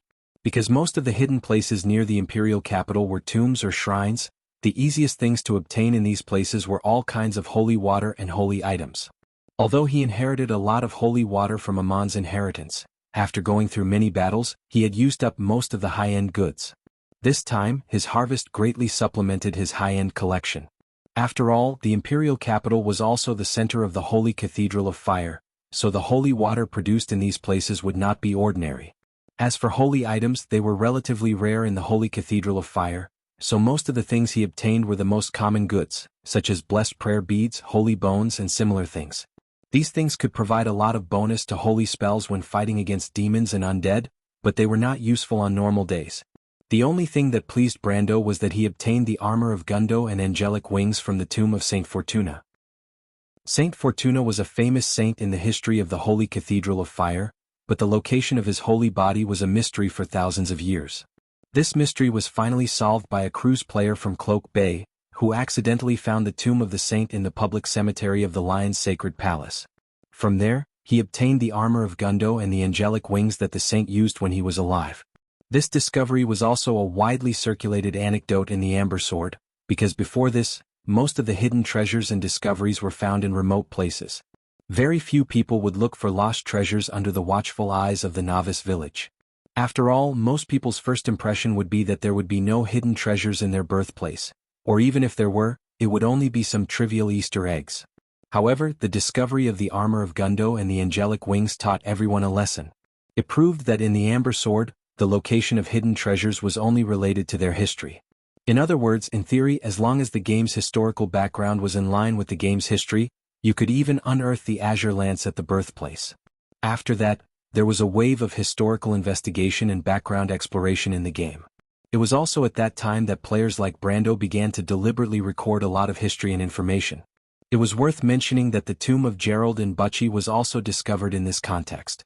The reason why the tomb of Fortuna was so famous, other than the background, was because of the armor of Gundo and the angelic wings that the player found. Of these two holy items, the lower value of the armor of stiffness was a fantasy-grade equipment, while the angelic wings was a genuine ancient artifact, even close to the quality of a divine artifact. Although the armor of Gundo was called armor, it was actually a pair of gloves made of an unknown silver metal. In addition to the amazing attributes of this pair of gloves, strength plus 35, constitution plus 40, 10% light resistance. As a fantasy-grade armor, it also had a special effect that made everyone envious. As long as there was light, the wearer could activate the special ability Gundo's Shelter. This ability was actually an invincible barrier that lasted for 5 seconds, had a radius of about 10 meters and could not be moved. That's right, it was immune to all damage and control effects, lasted for 5 seconds and took about 4 hours to recharge. Although it could not be moved, if used well, it could be used to turn the tide of battle. At that time, when the Amber Sword was still in the era of major dungeons, this item was once recognized as a bugged equipment. The player who owned it was in a guild that was far ahead of the world in terms of PvE progress. This caused many protests from players, but later on, as more and more fantasy-grade equipment appeared in the world, various bugged special effects emerged, and the voices of controversy disappeared. After all, bugged equipment was called a divine artifact when one person had it, but when everyone had a divine artifact, it was just SOSO. But if the armor of stiffness was just SOSO, then the holy robe of angelic wings was a little hard to accept, especially when it was in the early stages of the game, and was obtained by players almost effortlessly from a newbie map. This holy robe on the surface was a typical robe of a priest, but because it was discovered in the version where the ancient robe was not released yet, its attributes that were far beyond the standard of fantasy-grade equipment, wool plus 21, bloodline plus 110, light affinity plus 10, were shocking to players at that time. Although the players of that era were not clear about the existence of higher-tier equipment after fantasy grade, they still gave this holy robe an appropriate title, Super Fantasy Equipment. Later on, when the ancient robe was released, the angelic wings was directly promoted to ancient robe. It could be said to be the only ancient robe in the whole of the Amber Sword that players had witnessed the promotion process, and its fame in the Amber Sword was imaginable. But that was not the main point. The main point was the special attribute of the angelic wings, Feather of Light. Your light affinity attribute can be converted to wind affinity attribute. This attribute was unknown to players for as long as 3 versions, because in the early version elemental affinity was in fact a kind of attribute enhancement. In short, it was to increase the proficiency of casting a certain type of spell, including damage, casting speed, elemental penetration, and so on. It sounded very powerful, but the actual effect was very deceptive. Because the affinity attribute was calculated according to the affinity level, and the affinity level had an EXP slot. The affinity level would increase according to the proficiency of the EXP slot, and the affinity level would increase according to the elemental affinity provided by equipment or skills. In this way, the 10% increase in damage, casting speed, and elemental penetration for each affinity level seemed to be of little value. After all, a player could not pile up thousands of elemental affinity points. If that was the case, what other attributes would they have? Because of this reason, and in addition to the fact that most of the wearers of the Holy Robe were priests, how many of the priests' holy spells other than the Holy Cathedral of the Wind Empress required wind affinity? Even the priests of the Wind Empress spent most of their time dealing with the light element. This was the basic principle of holy spells. Although the priests of the Holy Cathedral of Fire used all kinds of flames, it was actually just the light element's representation of the doctrine of the path of metal and fire. In Wand, as long as it was a holy spell, it would definitely not be separated from the light element. Because of this, most players thought that the Feather of Light was just a useless ability, and that the only reason the angelic wings had this ability was to balance out the high basic attributes of the angelic wings. In fact, until the end of War and Chaos, players still thought that the main strength of the angelic wings was its superior attributes. After all, the title of blank divine artifact was not just for show. However, with the appearance of the heirloom, more heirloom items began to appear in the eyes of the players. Gradually, the players began to realize that among the many heirloom items, the angelic wings attributes were actually just SOSO, and not even first-rate. Because of this, it was inevitable that the players would question, if the basic attributes of a piece of equipment were only average among the same tier, and its special attributes were trash, could it really be considered an heirloom item? Some players thought that this was a bug in the game company, while others began to suspect that there was something more to the Feather of Light. In the end, they really did research on it. In the era of the Slate War, the players began to grasp the power of extremity. After entering their own world of laws, the players began to be surprised to find that the laws were inclined towards the elements. This was actually very normal. After all, the entire wand was built on the basis of the elements. Martha and the 4 great elven kings made a contract to use the elements as the foundation of the world, and then used the laws to restrict the flow of mana to create this world where all living beings lived. Therefore, the entire world and the laws that were built on it would inevitably be inclined towards the elements. Just like the Holy Cathedral of Fire built by the Flame King Gretel, and the Holy Cathedral of Wind built by the Wind Empress, their doctrines were all closely related to the elements, and the beliefs of the 4 great holy cathedrals were all one of the most fundamental laws of this world. Therefore, the laws that were inclined towards the elements were, in fact, shown in the background of the game from the very beginning. This was not surprising, but what shocked the players was that elemental affinity was also effective in the world of laws. And this effect was not only reflected in the strength of the elements, it could even change the nature of the elements. In other words, if a player's element power was a breeze, or a similar law that leaned towards the wind, under the influence of elemental affinity, it could even become a gale or a hurricane. This increase was not only a quantitative increase, but also a qualitative increase. Under such circumstances, the Wings of Light was extremely terrifying. This was because it could turn an element that leaned towards the light into a pure element that leaned towards the wind. Unfortunately, most of the cleric's elements were more or less inclined towards the light. In other words, with this holy robe, it was equivalent to having mastered 2 elements at the same time, one leaning towards the light element, and the other leaning towards the wind element. This was simply heaven-defying. It was equivalent to saying that if Brando's spacetime element leaned towards the light element, after the conversion of this holy robe, he could completely obtain a similar element that leaned towards the wind element. For example, the element of nirvana, which was not inferior to the spacetime element. Although these 2 elements belonged to the same level, their effects were completely different. For someone who mastered these 2 elements at the same time, the increase in strength was not as simple as 1 + 1 = 2. As soon as this fact was exposed, the angelic wings immediately returned to the throne of godly equipment, and even received the title of godly equipment. The reason why it was not a godly equipment was that it had extremely high requirements for the wearer's own quality. This was very easy to understand. A guy who only had the most secondary element wearing this holy robe could only be a rookie no matter how much it was converted.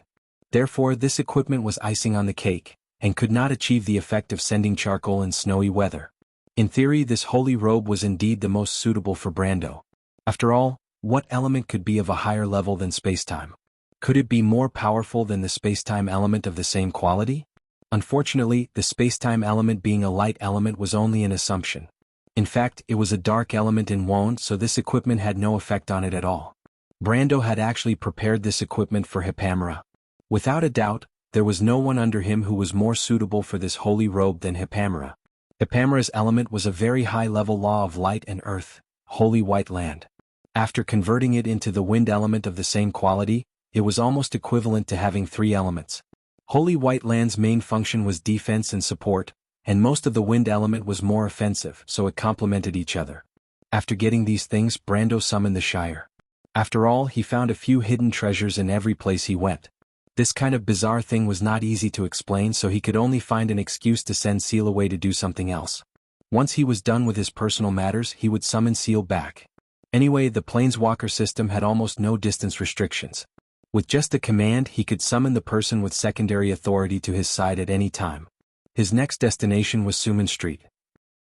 At the end of the street, there was a magic item shop called Indulgent Rose, and this unknown little place was the final destination of his trip. My novel, The Amber Sword, will have more fresh content on the official WeChat platform, and there's a 100% chance of a lucky draw gift for everyone. Open WeChat now, click the plus sign at the top right to add friend, search for the public account Dread, and follow. Hurry up. Chapter 1057. P.S. If you want to hear more of your voices and receive more of your suggestions, search for the WeChat public account Dread, and follow it to give more support to the Amber Sword. Brando and the Shire stopped. In front of them was a strange building, which seemed to be a large illegal building made up of many roofs stacked together. A tin chimney snaked up along the layers of roofs, and a lazy black cat lay on the red tiles, wagging its tail and half squinting in the sun. The old white wall was covered with ivy, and a wooden sign was placed outside the door of the shop with a line of words written in italic cruz, Indulgent Rose. Seeing this line of text, Brando knew that he had found the right place. This was 5201 Suman Street. On the surface, it was an alchemy shop with a 30-year history, but in fact, there was a secret underground. Brando knew that this was one of the secret contact points of the Hazel people in the city. This is it? Brando nodded. The Shire looked up and down at the place and couldn't help but say, "It doesn't look any different, but those Hazel people are so well hidden, do you really think they need to intervene?" "It's not a question of whether it's necessary or not." Brando swept the dust on his chest with his hand and replied matter-of-factly, "It's just a matter of convenience for them, but they can get a lot of benefits, and even if they fail, there's no loss to them, so why wouldn't they agree? But there's no such thing as an airtight wall in this world, my lord. They should know very well that the Cruz people will find out who helped us behind the scenes." "So what?" Brando asked back. "It seems that you don't know the Hazel people, the Shire. Does my lord know them very well?" "Naturally. In fact, the relationship between the Empire and Hazel was very special. Before that, Hazel used to be a loose city-state. The short Hazel people were naturally good at magic, but unlike the Bugas, they were more interested in research and development of all kinds of storage devices. They believed in the dragon crystal of wisdom, and thought that the spark of thinking and wisdom was the power to inspire everything. In that era, the Empire's strategy towards Hazel was to secretly support some city-states, create conflicts between city-states and maintain balance, so that Hazel would never be able to form a political and military entity that could threaten the Empire. This balance had been maintained for hundreds of years. But about 130 years ago, a prophet was born among the Hazel people. This sage put forward a famous hypothesis, the theory that the individual is the whole. In this theory, the Hazel people believed that the wisdom of an individual was limited, but the collision of ideas could make wisdom sublimate, thus giving birth to a godlike brilliance. Therefore, the Hazel people believed that in a whole, the wisdom of each individual was crucial. The whole was composed of individuals, so individuals would also be an indispensable part of the overall wisdom. Under the guidance of this theory, the Hazel people carried out a thorough revolution, the revolution of the popularization of magical technology. At the same time, a republic composed of city-states was established like lightning. By the time the Cruz people reacted, they found that a powerful opponent had appeared beside them. The hatred of the past hundreds of years made it almost impossible to have peace between the two countries. On the one hand, the Empire had great power, but the Hazel people's legions armed with magical technology were not at a disadvantage against the Empire. So the war broke out. Although the Empire was powerful, only 1 out of 10 people could be trained to become a qualified knight. On the other hand, although the Republic's individual strength was weak, their ordinary soldiers only needed to be trained slightly and equipped with magic devices to possess power close to that of a knight. The Empire had the Mage Corps. Although the Hazel people's magic shooters were not good at fighting, they had artillery and tanks. The Empire had the Pegasus Knight and the Griffin Knight. The Hazel people also had airplanes and airships. Even if there was a slight difference in combat strength, they could make up for it with numbers. It would take the Empire about 5 years to train a qualified Pegasus Knight, but it would only take the Hazer people 6 months to build an airship. Even if it was 3 or 4 airships in exchange for a Knight of the Empire, it was still a good deal. In fact, after decades of popularization and progress of magical technology, the Hazel people gradually recovered from the situation of losing on the battlefield and even launched a counterattack. If it were not for the outbreak of the demonic wave, the Cruz people were likely to face an embarrassing defeat on the Western Front. In fact, the most recent war between the Cruz people and the Hazel people was 7 years ago. At that time, the White Legion invaded Banlin Valley and occupied Banlin for 3 years, but not long after that they were driven back by the Hazel people. The Empire did not publicize the defeat of Banlin because of this reason, but in fact the Hazel people have the advantage on the border at the moment. The war is not over yet. It's just that both sides are exhausted and unable to fight anymore. They can only stand on the confrontation front, which is also the border. Under such circumstances, Brando replied, do you think the Hazel people will be afraid of the Cruz people's anger? They can't wait to extend the front to other places. Have they not considered a truce? The Shire was a little incredulous. Especially since the Empire does not only have the Republic of Hazel as an enemy. Hundreds of years of hatred, how can it be so easy to disappear? Brando shook his head. Maybe one day in the future the Hazel people and the Cruz people will restore the normal relationship between countries, but that will also be after all the blood has been shed. This is a hatred of generations, it must be appeased with blood. That's terrible. The Shire could not help but sigh. The two of them had only stood outside the house for a moment, but they had already attracted the attention of the people inside the house. A rather respectable young noble from a foreign country, accompanied by his wizard followers, was carrying a sword. The black leather of the scabbard and the silver ornaments on the scabbard were obviously very valuable. One look and one could tell that this was a generous guest. In many big cities, magic shops did not only cater to wizards. Ordinary people were their main customers. Deodorants, insect repellents and some convenient alchemy products, including all kinds of incense, were all daily necessities. However, the real big customers were the adepts. Sir, outside the door, don't you want to come in and have a look? The boss with a big belly shouted from behind the counter. You don't have the things I want here. Brando smiled back. The boss was unhappy. Hey young man, don't talk big. I promise you with the credibility of the 30 years of Addicted to Roses that you can't find a more complete range of goods than here in the Empire. This place has a good reputation, you can go and ask. That's more like it, Brendel thought. Is that so? Then I want the glory of Zell, the unyielding sword, the light of thinking, and the glory of wisdom. The boss's face changed. I don't understand what you are talking about, young man. It doesn't matter if you don't understand. Ask Mutt to come out and see me. I want to talk about big business. The boss looked at the two of them with a complicated expression. Although they were far away, he could still see Charles's snow-white teeth as he smiled at him. His face darkened and his shoulders sank slightly. But Brando opened his mouth. I know you have a Type 4 flintlock under the counter, but that thing is useless to me. In a quarter of an hour, the patrolling cavalry will pass by here. You won't do anything stupid, right? The boss froze. After a while he spoke again. Who are you? His voice was a little hoarse. Foreigners. The county answered with a smile. Brando shook his head. Who we are is not important to you. What's important is that we have no evil intentions. I can't guarantee that. The boss frowned. Although the Empire is big, Brando glanced at him, but I can still find Roby Castle. Roby Castle was the headquarters of the patrolling cavalry. Hearing Brando's words, the boss believed him. He put down the gun and carefully looked at the two of them. Then he said, you guessed wrong about one thing. Mr. Erwin, the gun in my hand is a Type 3 rifle. Brando remembered that in this era, Hazel's Type 4 rifle had just been developed and was not officially installed. And the foreign spy departments naturally changed their weapons even later. Regarding this small mistake, he did not take it to heart and smiled. The boss looked around vigilantly and then waved to them. Come in and talk, the two of you. Brando and the county walked into the shop. The light in the room was slightly dim. The first thing they saw was a variety of cabinets and shelves on the wall. There was a dazzling array of strange items on the shelves. Most of them were all kinds of potions. There were a few daggers and a light crossbow on the counter. There was also a box covered with velvet. The groove in the middle seemed to be used to store these weapons. He turned his head again. On one side was a huge glass window. From the inside of the shop, he could clearly see the situation on the street outside.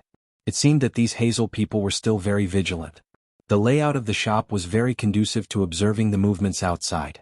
It was easy to defend and difficult to attack. The specially arranged messy room was easy to hide weapons. As long as there was an invasion, the people in the shop could defend at any time.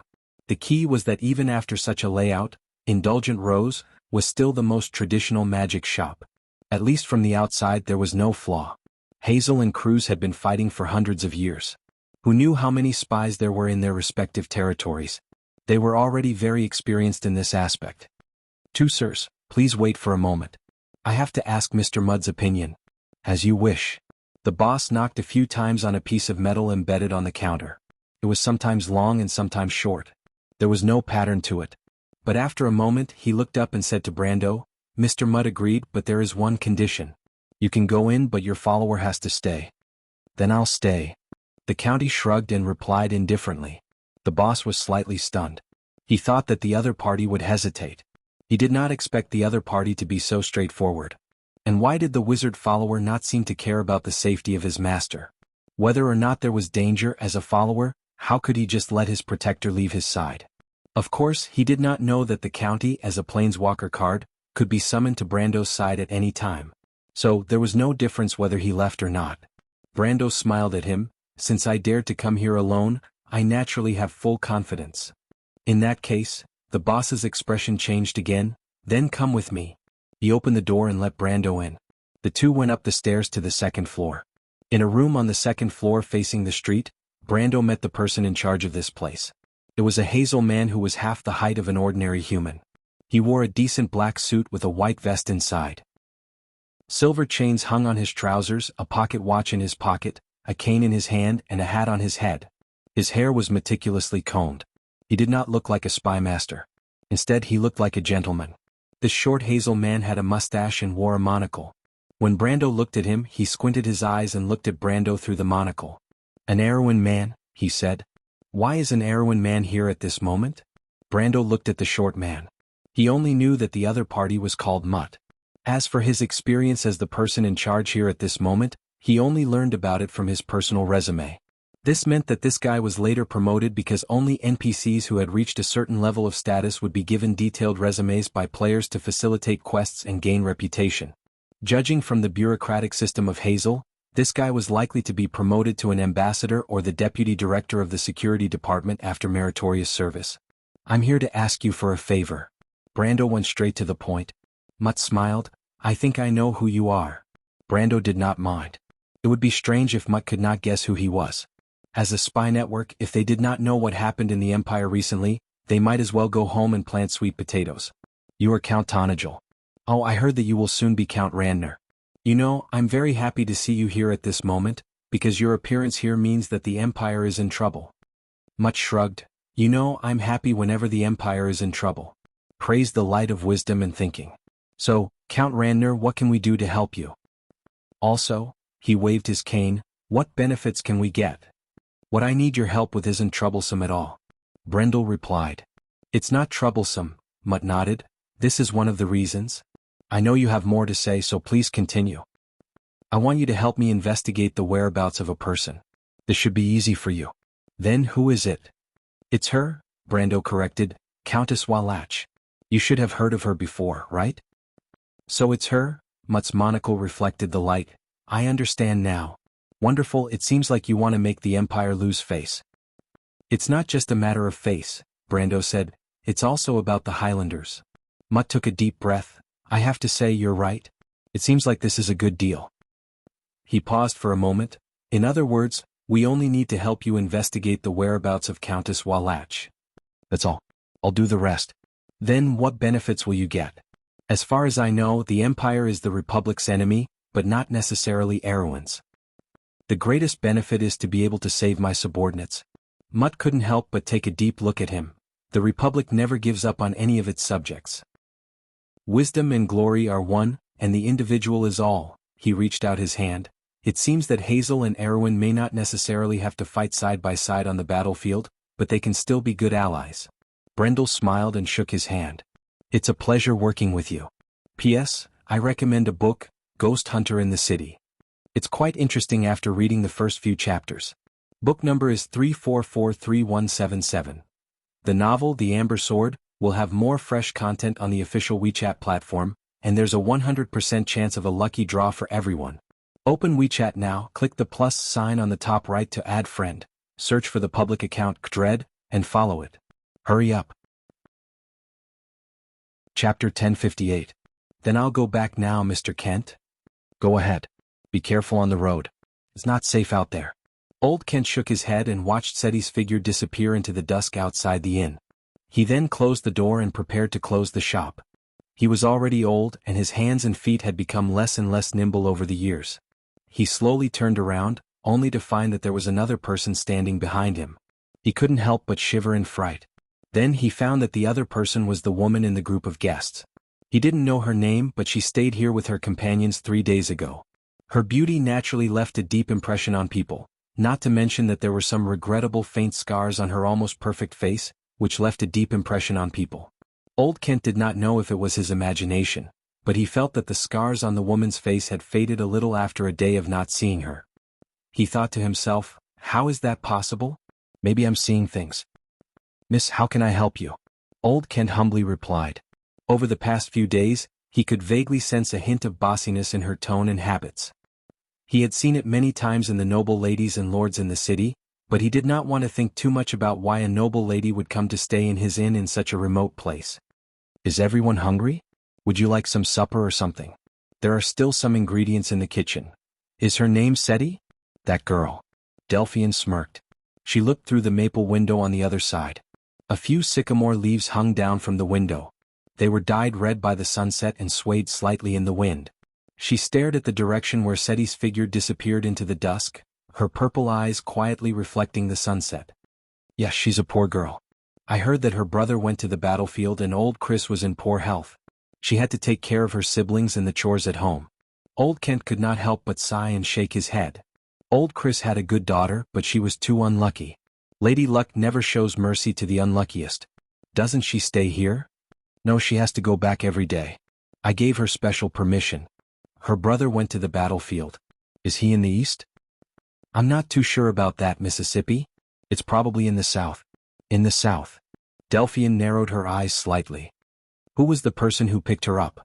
The person who picked her up. Old Kent was stunned. Maybe.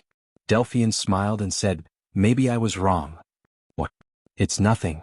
I'm just saying that you don't have to bother with supper. If you really need it, I'll ask Miss Seti for help when she's here. Martha Buff, thank you for your kindness. Old Kent couldn't help but look at the lady gratefully. Such a kind and beautiful noble lady was rare in Rushta. I hope Jean Yen can stay by her side and take care of this kind lady. He couldn't help but think. And Delphine just smiled quietly at this. Outside the inn, a young man in a short-sleeved shirt grabbed Seti's hand and dragged her towards the St. Mercury Bridge until they were out of Cat and Beard's sight. What's wrong, Al? Seti asked in confusion. Someone's watching you, the young man replied in a low voice. Watching? Me? Oh. Seti couldn't help but look back at the inn. It was now just a small spot on the road. Uncle Kent would never do that. Then it's someone else.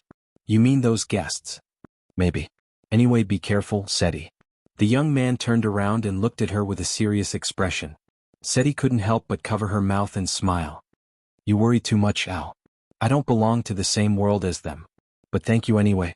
She blushed and couldn't help but tighten her grip on the young man's hand. She could feel the warmth from his hand spreading to her heart. What do you want from me, Al? Don't forget about the prayer meeting tonight. Of course not. What's so important about it? Why did you suddenly mention it? The deacon said that tonight is the most important day. Seti paused for a second, then a bright light flashed in his eyes. He held his breath and asked, Is it going to start? The young man nodded with a gloomy face. After today I'll make that old witch pay. Sooner or later I'll avenge Pebber with my own hands. Thank you, Al, Seti replied softly, but she still felt a little uneasy. But can we really do it? Of course. Have you forgotten what that old witch did? I heard that this damned country lost a war recently. Losing a war means that they need more soldiers. Seti, Uncle Chris can't go to the battlefield anymore. The young man didn't know much about the war, but that didn't stop him from using the deacon's words. Even though he didn't like those deacons, he had to admit that what they said made sense. Those deacons couldn't see so far ahead and had always suffered in silence. Seti's words lit a fire in his heart. He pursed his lips and the fire of revenge burned in his eyes. Seti fell silent when she thought of her old father. She still had 2 younger brothers and a younger sister. No matter what, she had to stand up and protect her family.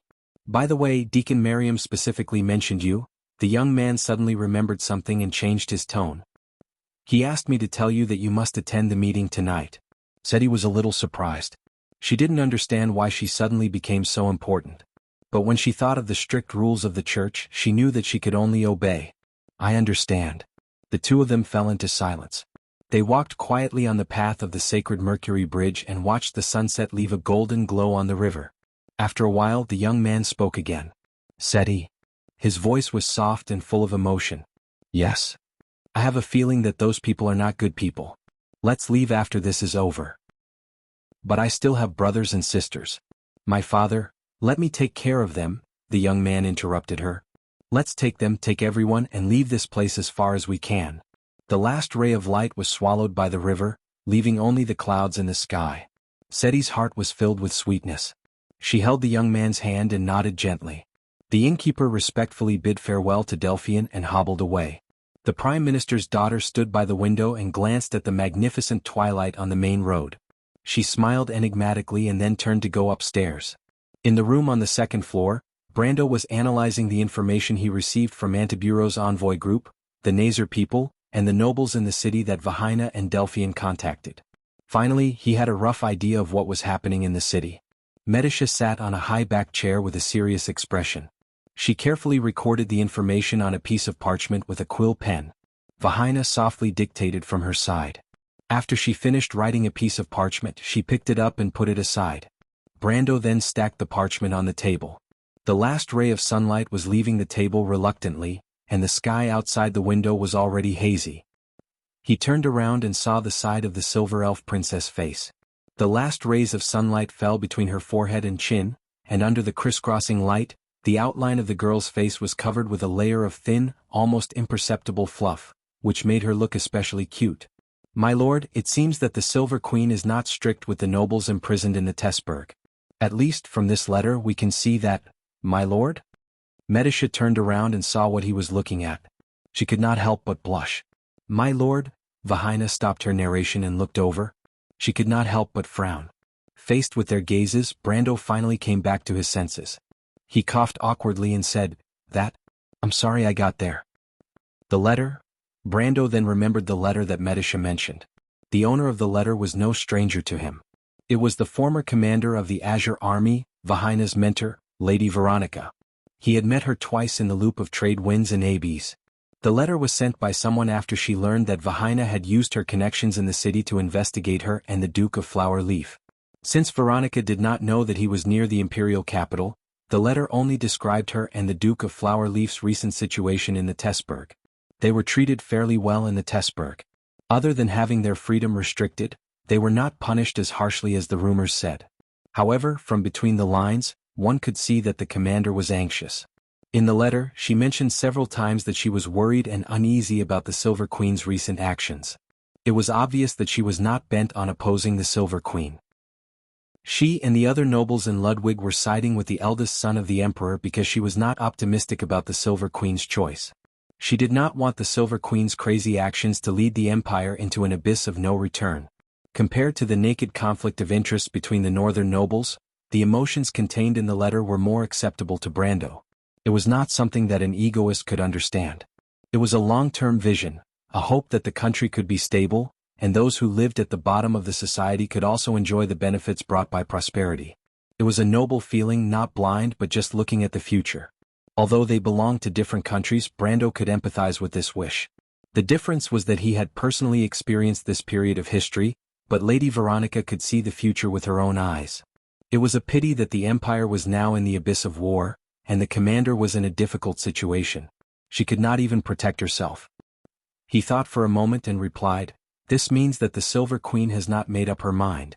Some of these nobles can be roped in, but she just can't find the time to do it.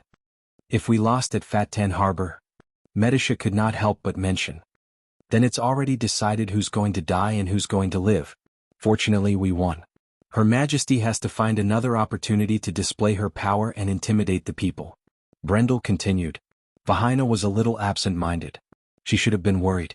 Although the news from the Moss Castle was the best news she had heard in a while, it did not mean that she could sit back and relax. Her Majesty did not make a move because she was not completely confident. When the situation in Ludwig was settled, the Mehodafen family would be like meat on the chopping board, waiting to be slaughtered. She would never imagine that her family was part of the nobles that the temperamental queen could rope in. Even if the Duke of Flower and Leaf did not have the intention to rebel, they were inextricably linked to the northern nobles.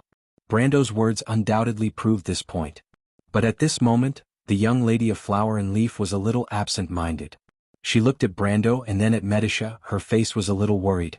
Brando did not notice the young lady's abnormality and continued to ask, "Did the Zayres contact you?"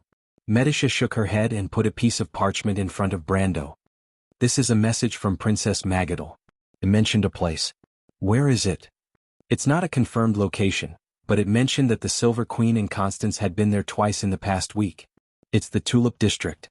The Eastern Front had just been defeated, and at this time of the year, the Silver Queen obviously would not be in the mood to participate in garden activities or visit insignificant characters. If she still took the time to go there at this time, it must not be that simple." Although it could be a smokescreen, Brando could not help but take it seriously. Just as he was about to look at the map, Faina finally could not help but speak.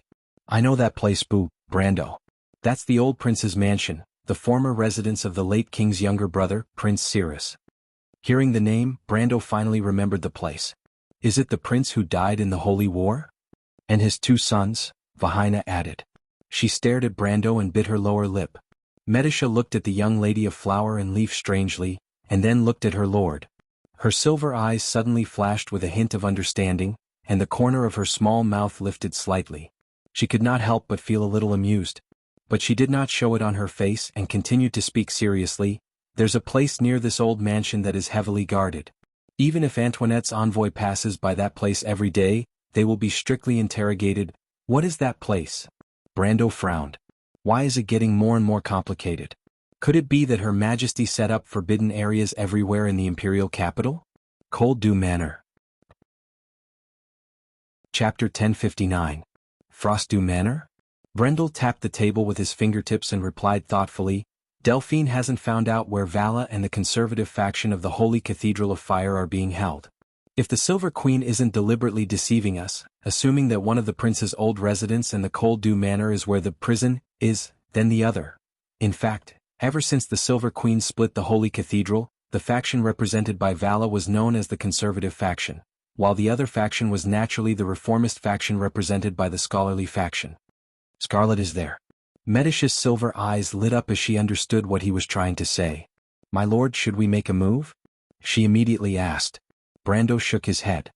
"It's best to investigate first," he replied. Although the place seemed very likely, he could not rule out the possibility that the Silver Queen had deliberately set up a trap or a diversion. The best way was to sneak in and investigate first. "Tonight Brando, let me go." Before he could finish, he was interrupted by Vahina, who stood beside him. She blurted out almost without thinking, and then seemed to realize what she had said. She saw Brando and Medisha looking at her in shock, and her face turned red as if it was burning. I'm very familiar with that place." "But Vahina, you don't seem to know how to sneak in, right?" Brando could not help but ask. "My master has taught me how to sneak in and perform secret operations, but..." Vahina replied in a small voice. "You just don't have actual combat experience, right?" Vahina's face turned red, but she insisted, "Even if I don't have actual combat experience, I can still do it well." "This is not an outing, my lady." "I know." Vahina blinked lightly and her voice became weak. I can stay at the periphery. I know there are a few unknown paths there." "That won't do." Brando shook his head. "It's not safe. According to our plan, non-combatants should avoid participating as much as possible." Vahina had no choice but to shut her mouth, and only glared at Brando with her blue eyes. Just when Brando thought that she was going to throw a tantrum again, she bit her lower lip and replied softly, "I understand." The contrast surprised Brando. In his mind, This lady was still the unruly little princess of the loop of trade winds. He was prepared for her to throw a tantrum, but he did not expect her to only say, "I understand," in the end. It felt like he punched a ball. He couldn't help but look at her cautiously. He saw this kind of attitude from one person the most, Miss Merchant. Usually, when the Roman girl had to bow her head, she would say something nice, but in reality she would do the exact opposite. She would not change no matter how hard he tried, which gave him a headache. Fortunately, he knew that Vahina would not be so shameless. She had her own pride and would not play such petty tricks. Medisha, who was watching the conversation between the two, smiled mysteriously at Vahina, and suggested to Brando, "My lord, in my opinion, it might be better to bring Miss Vahina along." Brando was startled. He did not expect Medisha to suddenly change sides. Medisha? He turned to look at her as if to make sure that she was not joking. Vahina also raised her head and looked at Medisha, who was sitting on the chair, in shock. "Because Miss Sydney is not suitable to enter the city. Her target is too obvious," Medisha replied with a smile. She could be said to be the one who had followed Brando the longest outside of the Shire. She could see through her lord's thoughts at a glance, and thus could speak with assurance. If this is a trap set by the Silver Queen, then her target might be Miss Sydney and not Miss Vahina. She has plenty of opportunities in the past few days, so why bother? Brando suddenly understood. This was reverse thinking. If the Silver Queen used Vala as bait, then her target would probably be the Lion Palace's saintess, as Medisha said. She also had an urgent motive. Obtaining the sacred sword Odorfice was the most important step for her to integrate and control the Holy Cathedral of Fire. In his camp, other than himself, the successor of Odin, Sydney was probably the most important person to the Silver Queen. Relatively speaking, the ownership of the flower domain was not that important to her. If Sydney could not enter the Imperial City, he would need to choose between Delphian and Vahina, who were familiar with the Imperial City, as a replacement. In comparison, Vahina was slightly more suitable. Although the two of them did not have the ability to protect themselves, at least she was Veronica's student and had excellent swordsmanship. Vahina, on the other hand, was no different from an ordinary person after consuming the Spring of Spring that had side effects. In fact, in this era where the magic tide was beginning to affect the entire world, Vahina, who had no power, was worse than an ordinary person. With this in mind, Brando could not help but look at Vahina. "Are you sure?"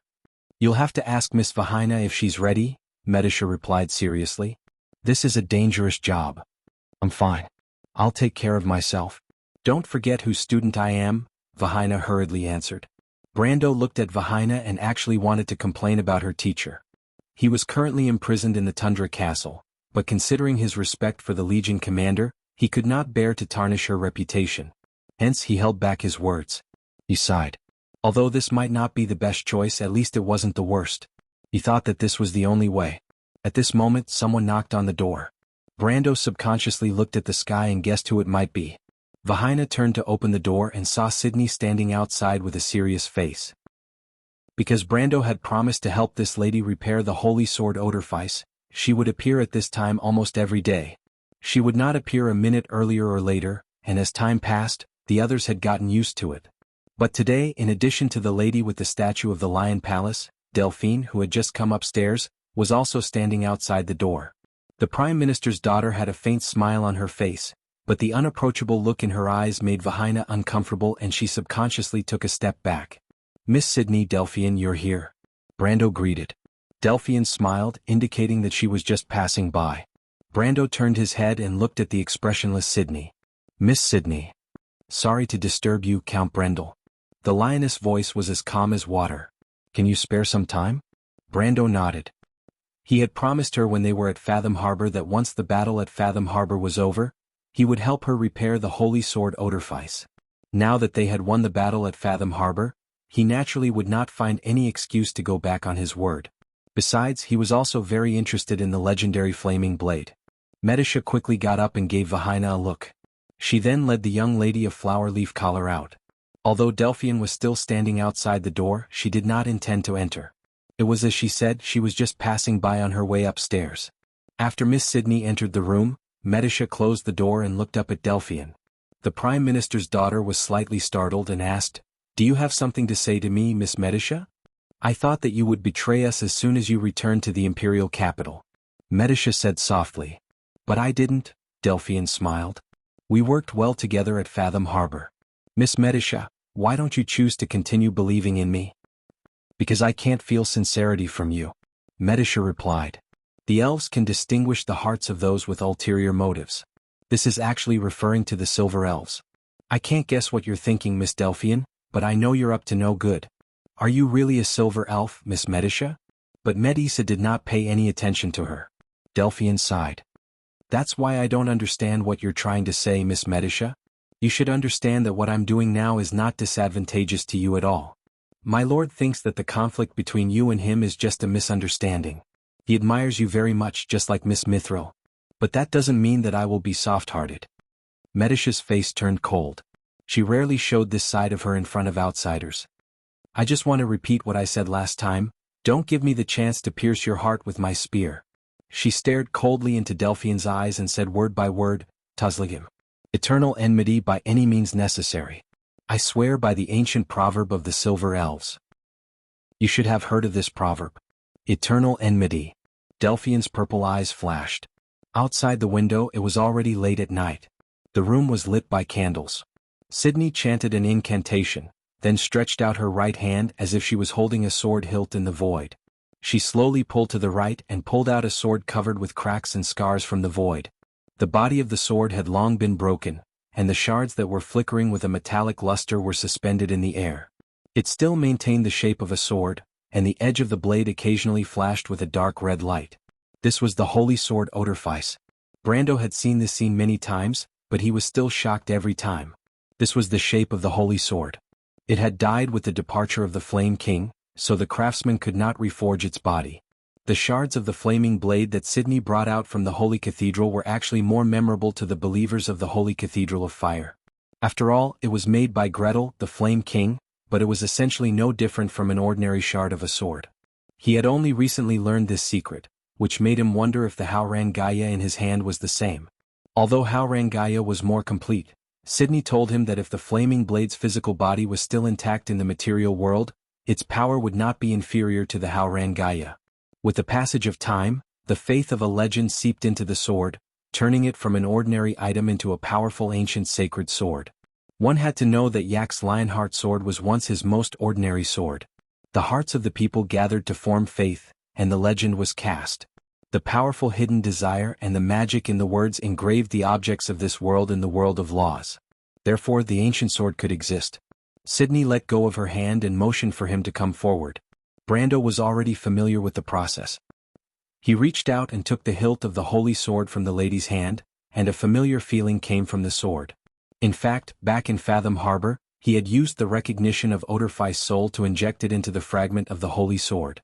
At that time, he had established a faint connection with the law of the flaming blade. However, it was not that simple to repair Odorfice. The soul of the holy sword fell into a deep sleep because its projection in the world of laws was fragmented, and the reason why its projection in the world of laws was fragmented was because of the lack of faith, which meant that it had lost its support in the world. Now, although this ancient soul had awakened and recognized him, its form in the world still had no support. The formation of a faith, the birth of a legend, was not something that could be supported by a single person. Even if Brando had the soul of Odorfice, he could not give the flaming blade a new life. What he needed to do was to restore its glory. He held the hilt of the flaming blade, and the ancient soul in his body immediately resonated with its remnant form in the world, forming layers of illusions in front of him. What was it that created its own legend, that caused its name to travel across the land, that caused everyone to praise it, and that caused this holy sword to exist in this world? Then where was the pride of the sword? It was once the holy sword of the Holy Cathedral of Fire, and the Flame King used it to start a new era. The pure flames separated the dark thorns and burned a path out of despair. However, what Brando saw in the illusions was not the Flame King's most glorious moment. On the White Plains, he announced the end of an unprecedented empire. From that moment on, all injustice and oppression were announced. The flaming blade Odorfice was in his hands, and under the sunlight that pierced through the dark clouds, it shone brightly. What he saw was everything burning amidst the raging flames. The palaces and cities, this scene seemed familiar. Pairs of unyielding eyes, burning with anger. What was burning in the flames and turning into ashes? What was laughable arrogance? What was the unyielding flame that gave birth to the resistance under oppression? Its existence announced that everyone could firmly grasp their own fate. This was the golden flames, symbolizing resistance and an oath that would never compromise. Therefore I will give it and not the empire to the world. This was the path of the golden flame. Chapter 1060. The Roman rested her chin on her hand and looked at the hazy night sky outside the window in boredom. The way she rested her chin on her hand made the merchant girl look a little chubby, giving her a lazy and cute feeling. She was different from the other Erewhon people. Her dark brown pupils reflected the brilliance of the stars, weaving a story with the dreams of a young girl. It's so boring, Hippamera. Do you like crabs that much? The cleric girl standing at the side blushed and replied, But Miss Roman, don't their carapaces look very cute? They are firm and thick, just in line with the teachings of the goddess. Now that you mention it, they do seem a little cute.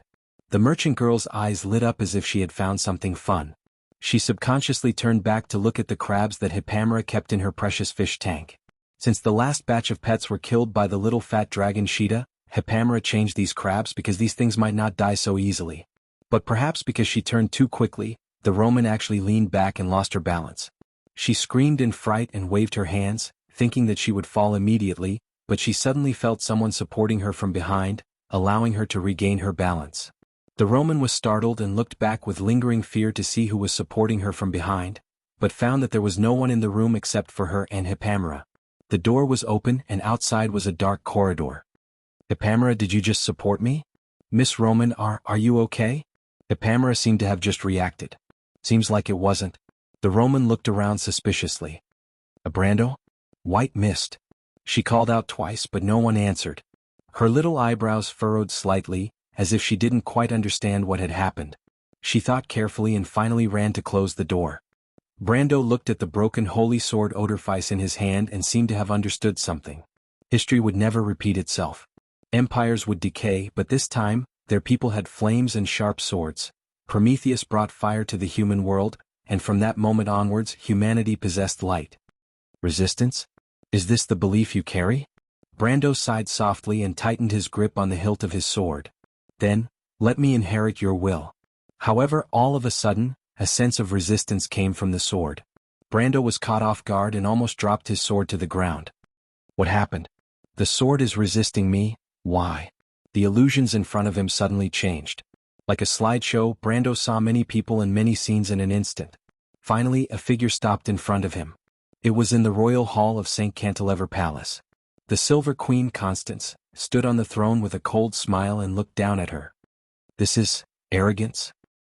Then all the illusions disappeared, and the scene in front of him returned to the narrow room of Cat and Beard. The dim light of the candle flickered, and a spark occasionally burst out from the wick. Sydney looked at him with concern. What's wrong?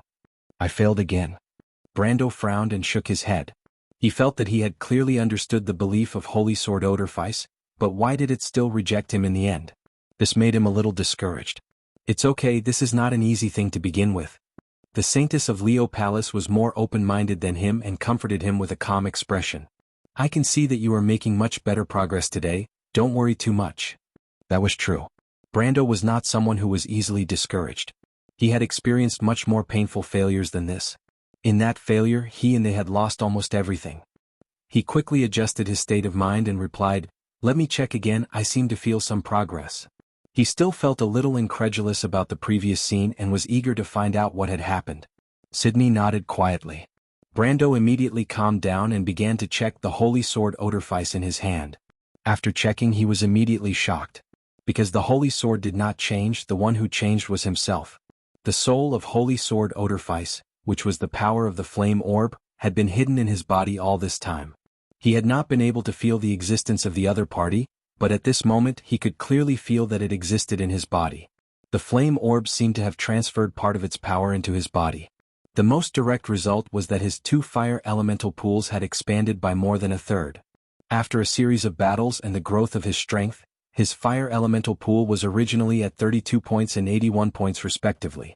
Now it had increased to 44 points and 123 points respectively.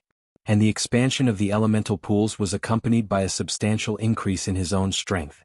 His strength, which was originally at the peak of the elemental enlightenment, had faintly stepped into the peak of the law. At this moment, he was only a hair's breadth away from touching the top of the sky-reaching white tower. But what shocked him the most was that he found that he had gained the authority of a planeswalker. What's going on? What had happened before? Why did the previous scene have such a change? If he had completely gained the approval of the holy sword Oderfeis, why did the sword reject him at the last moment? While he was puzzled, he suddenly heard Sydney's somewhat stern voice ask, "Who's there?" Brando immediately woke up and raised his head. He found that the Saintess of the Leo Palace was looking at a corner of the room with a serious expression, but there was nothing there. No, it wasn't completely empty. Brando immediately sensed the abnormality there. The corner of the room was disappearing, the floor and walls seemed to be swallowed by an invisible force. After collapsing and withering, only a void was left. And the void was expanding infinitely, quickly covering the entire room, spreading over the table, chair, and desk. Finally, the whole world fell into a boundless void world. This was the world of dreams. The 11th kingdom, the realm of formlessness. This was the world of nothingness, Castrinia's domain. A silhouette appeared out of thin air. She wore a dark purple witch robe, and her face was hidden under the shadow of the hood. As such, it was impossible to see her face clearly, and there was no way to determine her age. The only thing one could tell was that she was a young and mature woman by looking at the tip of her chin. Brando saw the other party's fated star at a glance. The Star of Confession, the main star of the Bewitchment constellation. You're a Witch of the Moon of Cups. You're Anwei's successor? Sydney was about to attack, but after hearing Brando's words, she stopped. The Saintess of the Leo Palace coldly stared at the woman hiding her head and tail, as if the other party made the slightest move, she would mercilessly kill her. But the woman only humbly bowed to Brando. "My lord, we witches only inherit the power of the 12 moons and constellations. This power never comes from a single person. My lord, you may be talking about my predecessor, but that is not important to me." The woman's voice was hoarse and mature, full of the charm of a mature woman, but it sounded familiar. Brando could not remember where he had heard such a voice. Logically speaking, a voice with such obvious characteristics should have left a deep impression on him. He shook his head, not knowing if this was one of the witch's magic. He only frowned and asked, "Are you clarifying your relationship?" He was not in a hurry to attack, because the witch took the initiative to show her fated star meant that she had no ill intentions. Of course, at least on the surface. "Yes," the woman said bluntly, "witches are only loyal to the true darkness dragon. My lord, the witch of the 11th moon, a follower of Castrinia, has come to serve you." "However, there are 2 darkness dragons right now," Brando replied indifferently. "As a witch who controls the domain of change and creation, it would be too ridiculous if I could not see through the changes of fate. No matter how the twin goddesses play with and manipulate the threads of fate, I can clearly see the clear answer behind the messy threads." "That is you, my lord." Brando wanted to say, "Your predecessor, the Lady Anwei mentioned earlier, although she is also a witch of the Moon of Cup who controls the domain of change and creation, her choice is completely opposite to yours." Moreover, even he himself could not be sure whether he was the darkness dragon or not. At least, he had never thought of himself that way. But he thought about it and did not say it out loud. "What is your name?" "This is my real name, named after the Moon of Cup." It was not a good habit for witches to take the initiative to reveal their real names, but they would never lie to the moon they belonged to. The other party seemed to be expressing some kind of goodwill, which meant that she did not have any malicious intentions. However, this did not mean anything because Brando knew that there were at least 3 witches who could change their borders. If the other party was not a follower of the Moon of Cup, then all of this was meaningless. Therefore, he did not dare to believe her easily. Probably seeing Brando's unhappy expression, the woman smiled and said, "My lord, I do not expect to gain your trust from the beginning, but I have brought some important news. Why don't you listen to it?" Brando thought for a moment and nodded. Of course, he would not easily believe information of unknown origin, but even if it was false, there must be some kind of intention behind it. The Bugo wizards had a saying, "Lies do not lie." That was exactly what it meant. St. Cantifer Palace. The Silver Queen stood quietly in front of the French arched window, looking at the cold garden of white roses. The milk-like moonlight poured down on the quiet forest like a dream. "Is that person still near Rushta?" She suddenly spoke. Her voice was as cold as ice.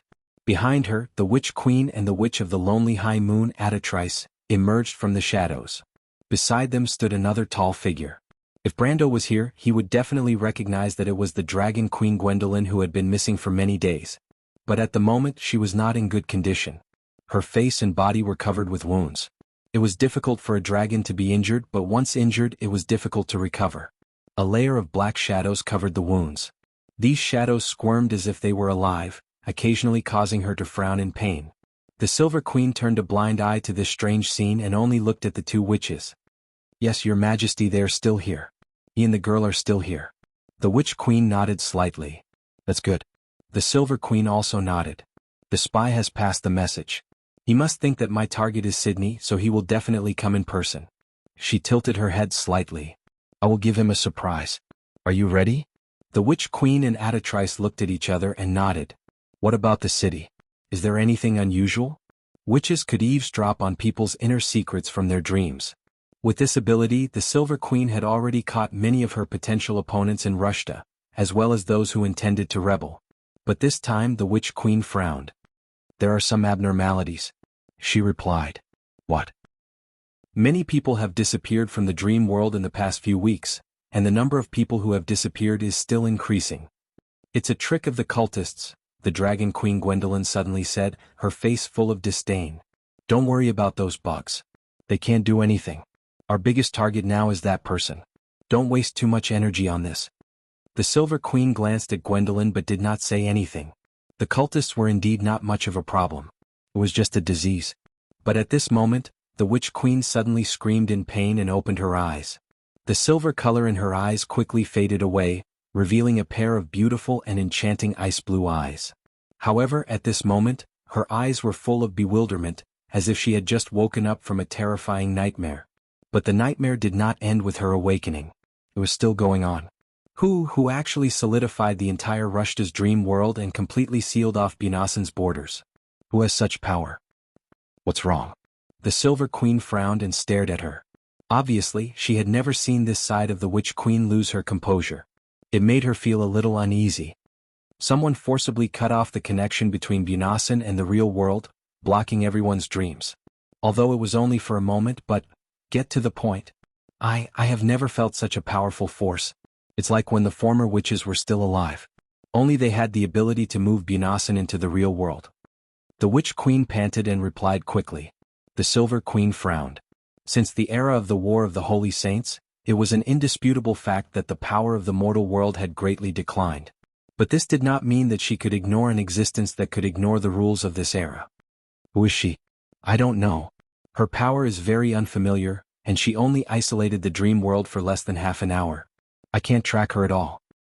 But I suspect that she may be the previous Witch of the Moon of Cups, that crazy woman Euphkyria. Chapter 1061. The void receded like the tide. The night was dark.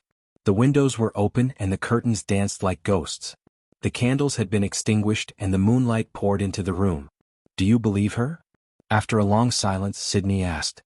Brando was silent. She didn't lie. But that was all. Not lying did not mean good intentions, and lying did not mean evil intentions. A fatal trap could be hidden behind the truth. Neither of them were rookies, and they both understood this in their hearts. "So, what are you going to do?" "We have to change our plan." Brando replied, "I'll call the Shire and Mephistopheles. Miss Sydney, please inform the ladies." The statue of the Lion Palace nodded. Outside the window, the huge shadow of the capital was entrenched. However, it was not the prosperous soil that thrived under the shadow. Since the beginning of the Civil War, the prosperity had long faded from this 1,000-year-old city, leaving only unspeakable wounds. The people living here did not understand why the Empire was fighting. Most of them had never even heard of the name Mardos. Although there were missionaries handing out leaflets on the streets every day, and they were forced to attend weekly worship services to preach Her Majesty's justice and so-called history. But that was all too far away. They did not understand why they were involved in this vortex for an illusory goal. Were the sages wrong? How could that be? The pride of the people of the Flame King was based on justice. How could they inherit the dark empire of the past? What right did they have? They did not understand why they had to kill each other for all this.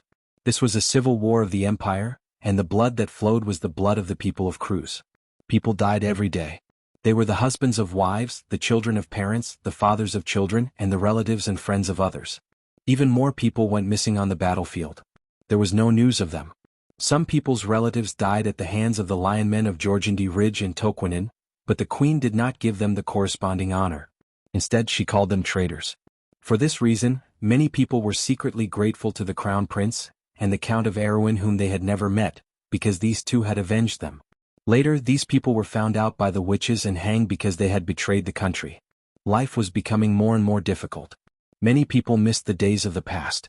The capital of the empire had an inexhaustible supply of resources, and everyone lived a good life. They were proud to be citizens of the empire, and they didn't have to bear the pain of loss. But now, the glory was gone, and the supplies delivered to the imperial capital every day had to be prioritized for His Majesty's celebration. The circle of nobles was still talking about the upcoming engagement ceremony of the countess, but in the lower levels of the empire, the enthusiasm was fading day by day, until one day all the voices fell silent.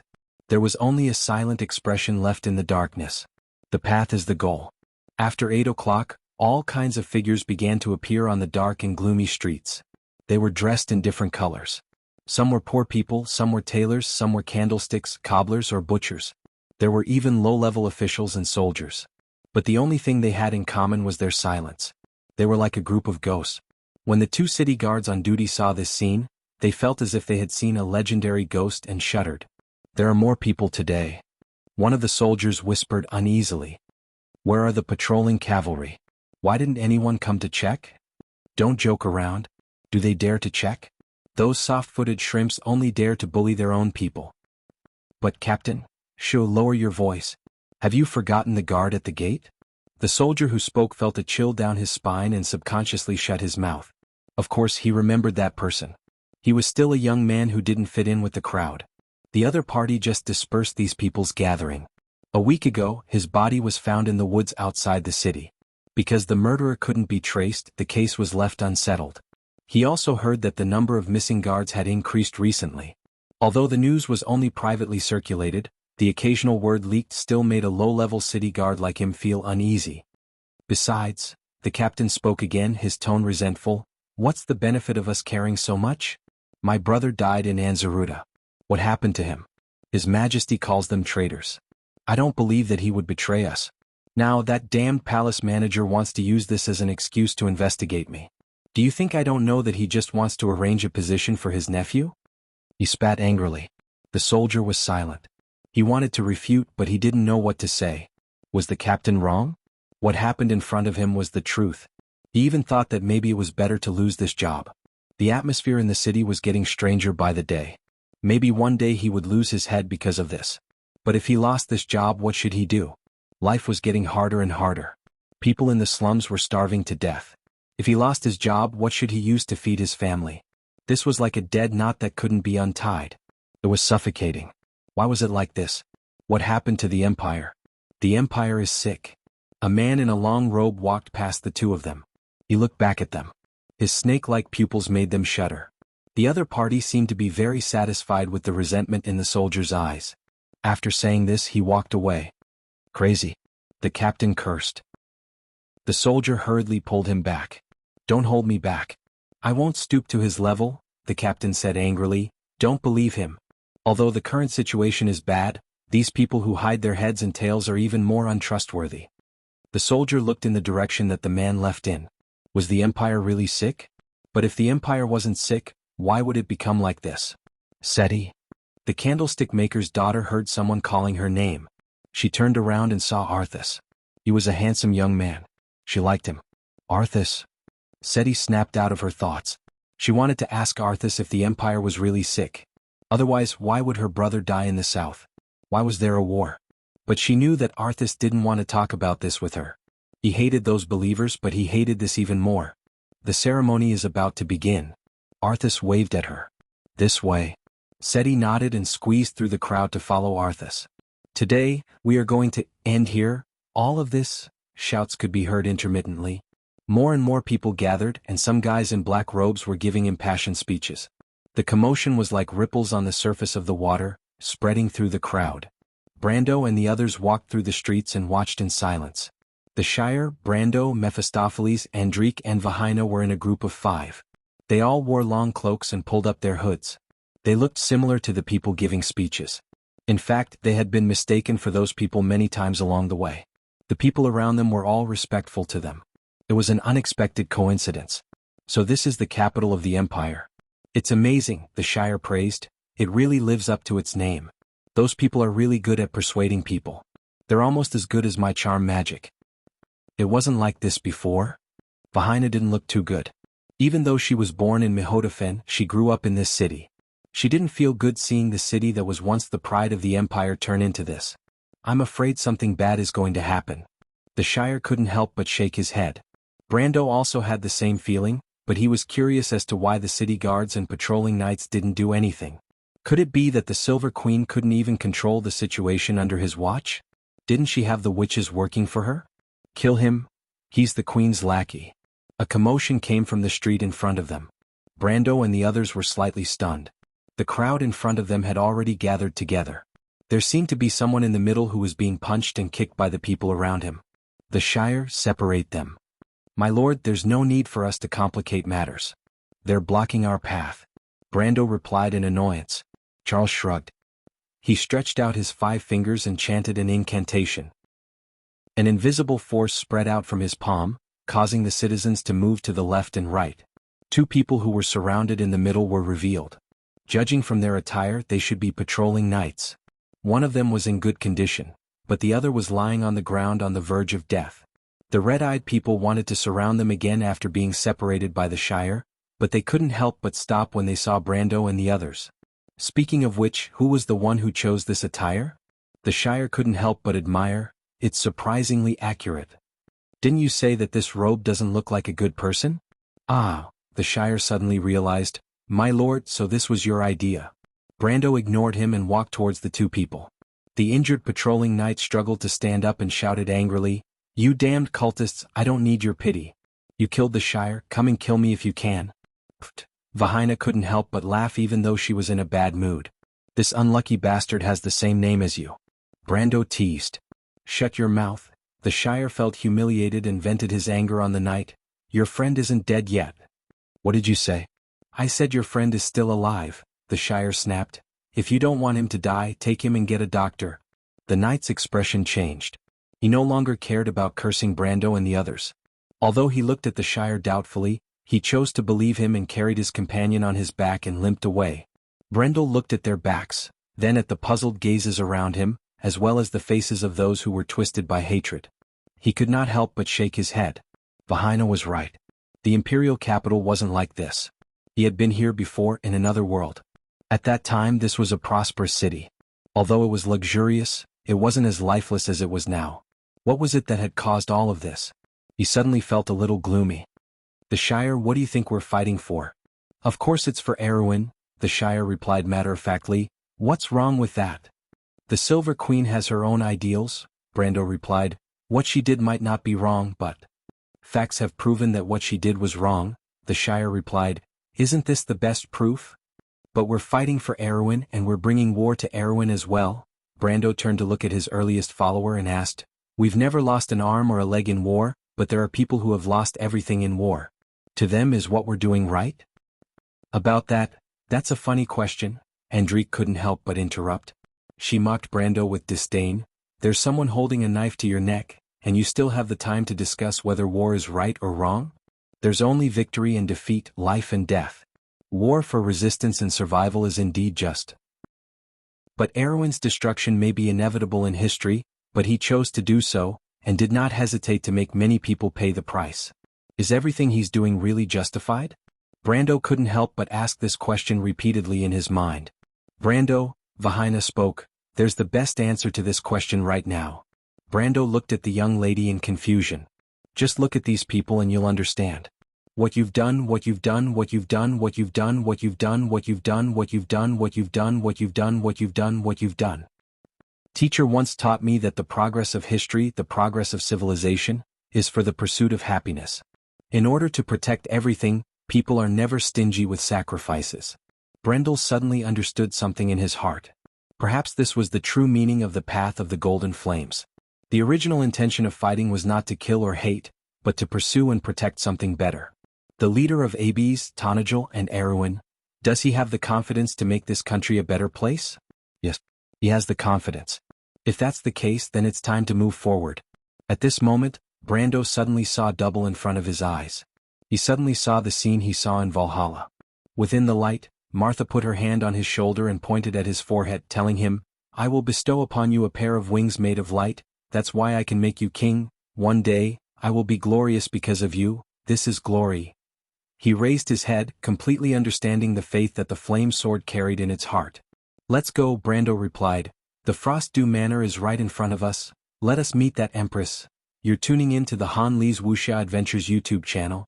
We're so grateful for your support, and don't forget to subscribe to join us on this incredible journey through captivating stories. Your generosity through donations truly makes a world of difference, as it's the primary source of revenue that allows me to expand and enhance this channel for you.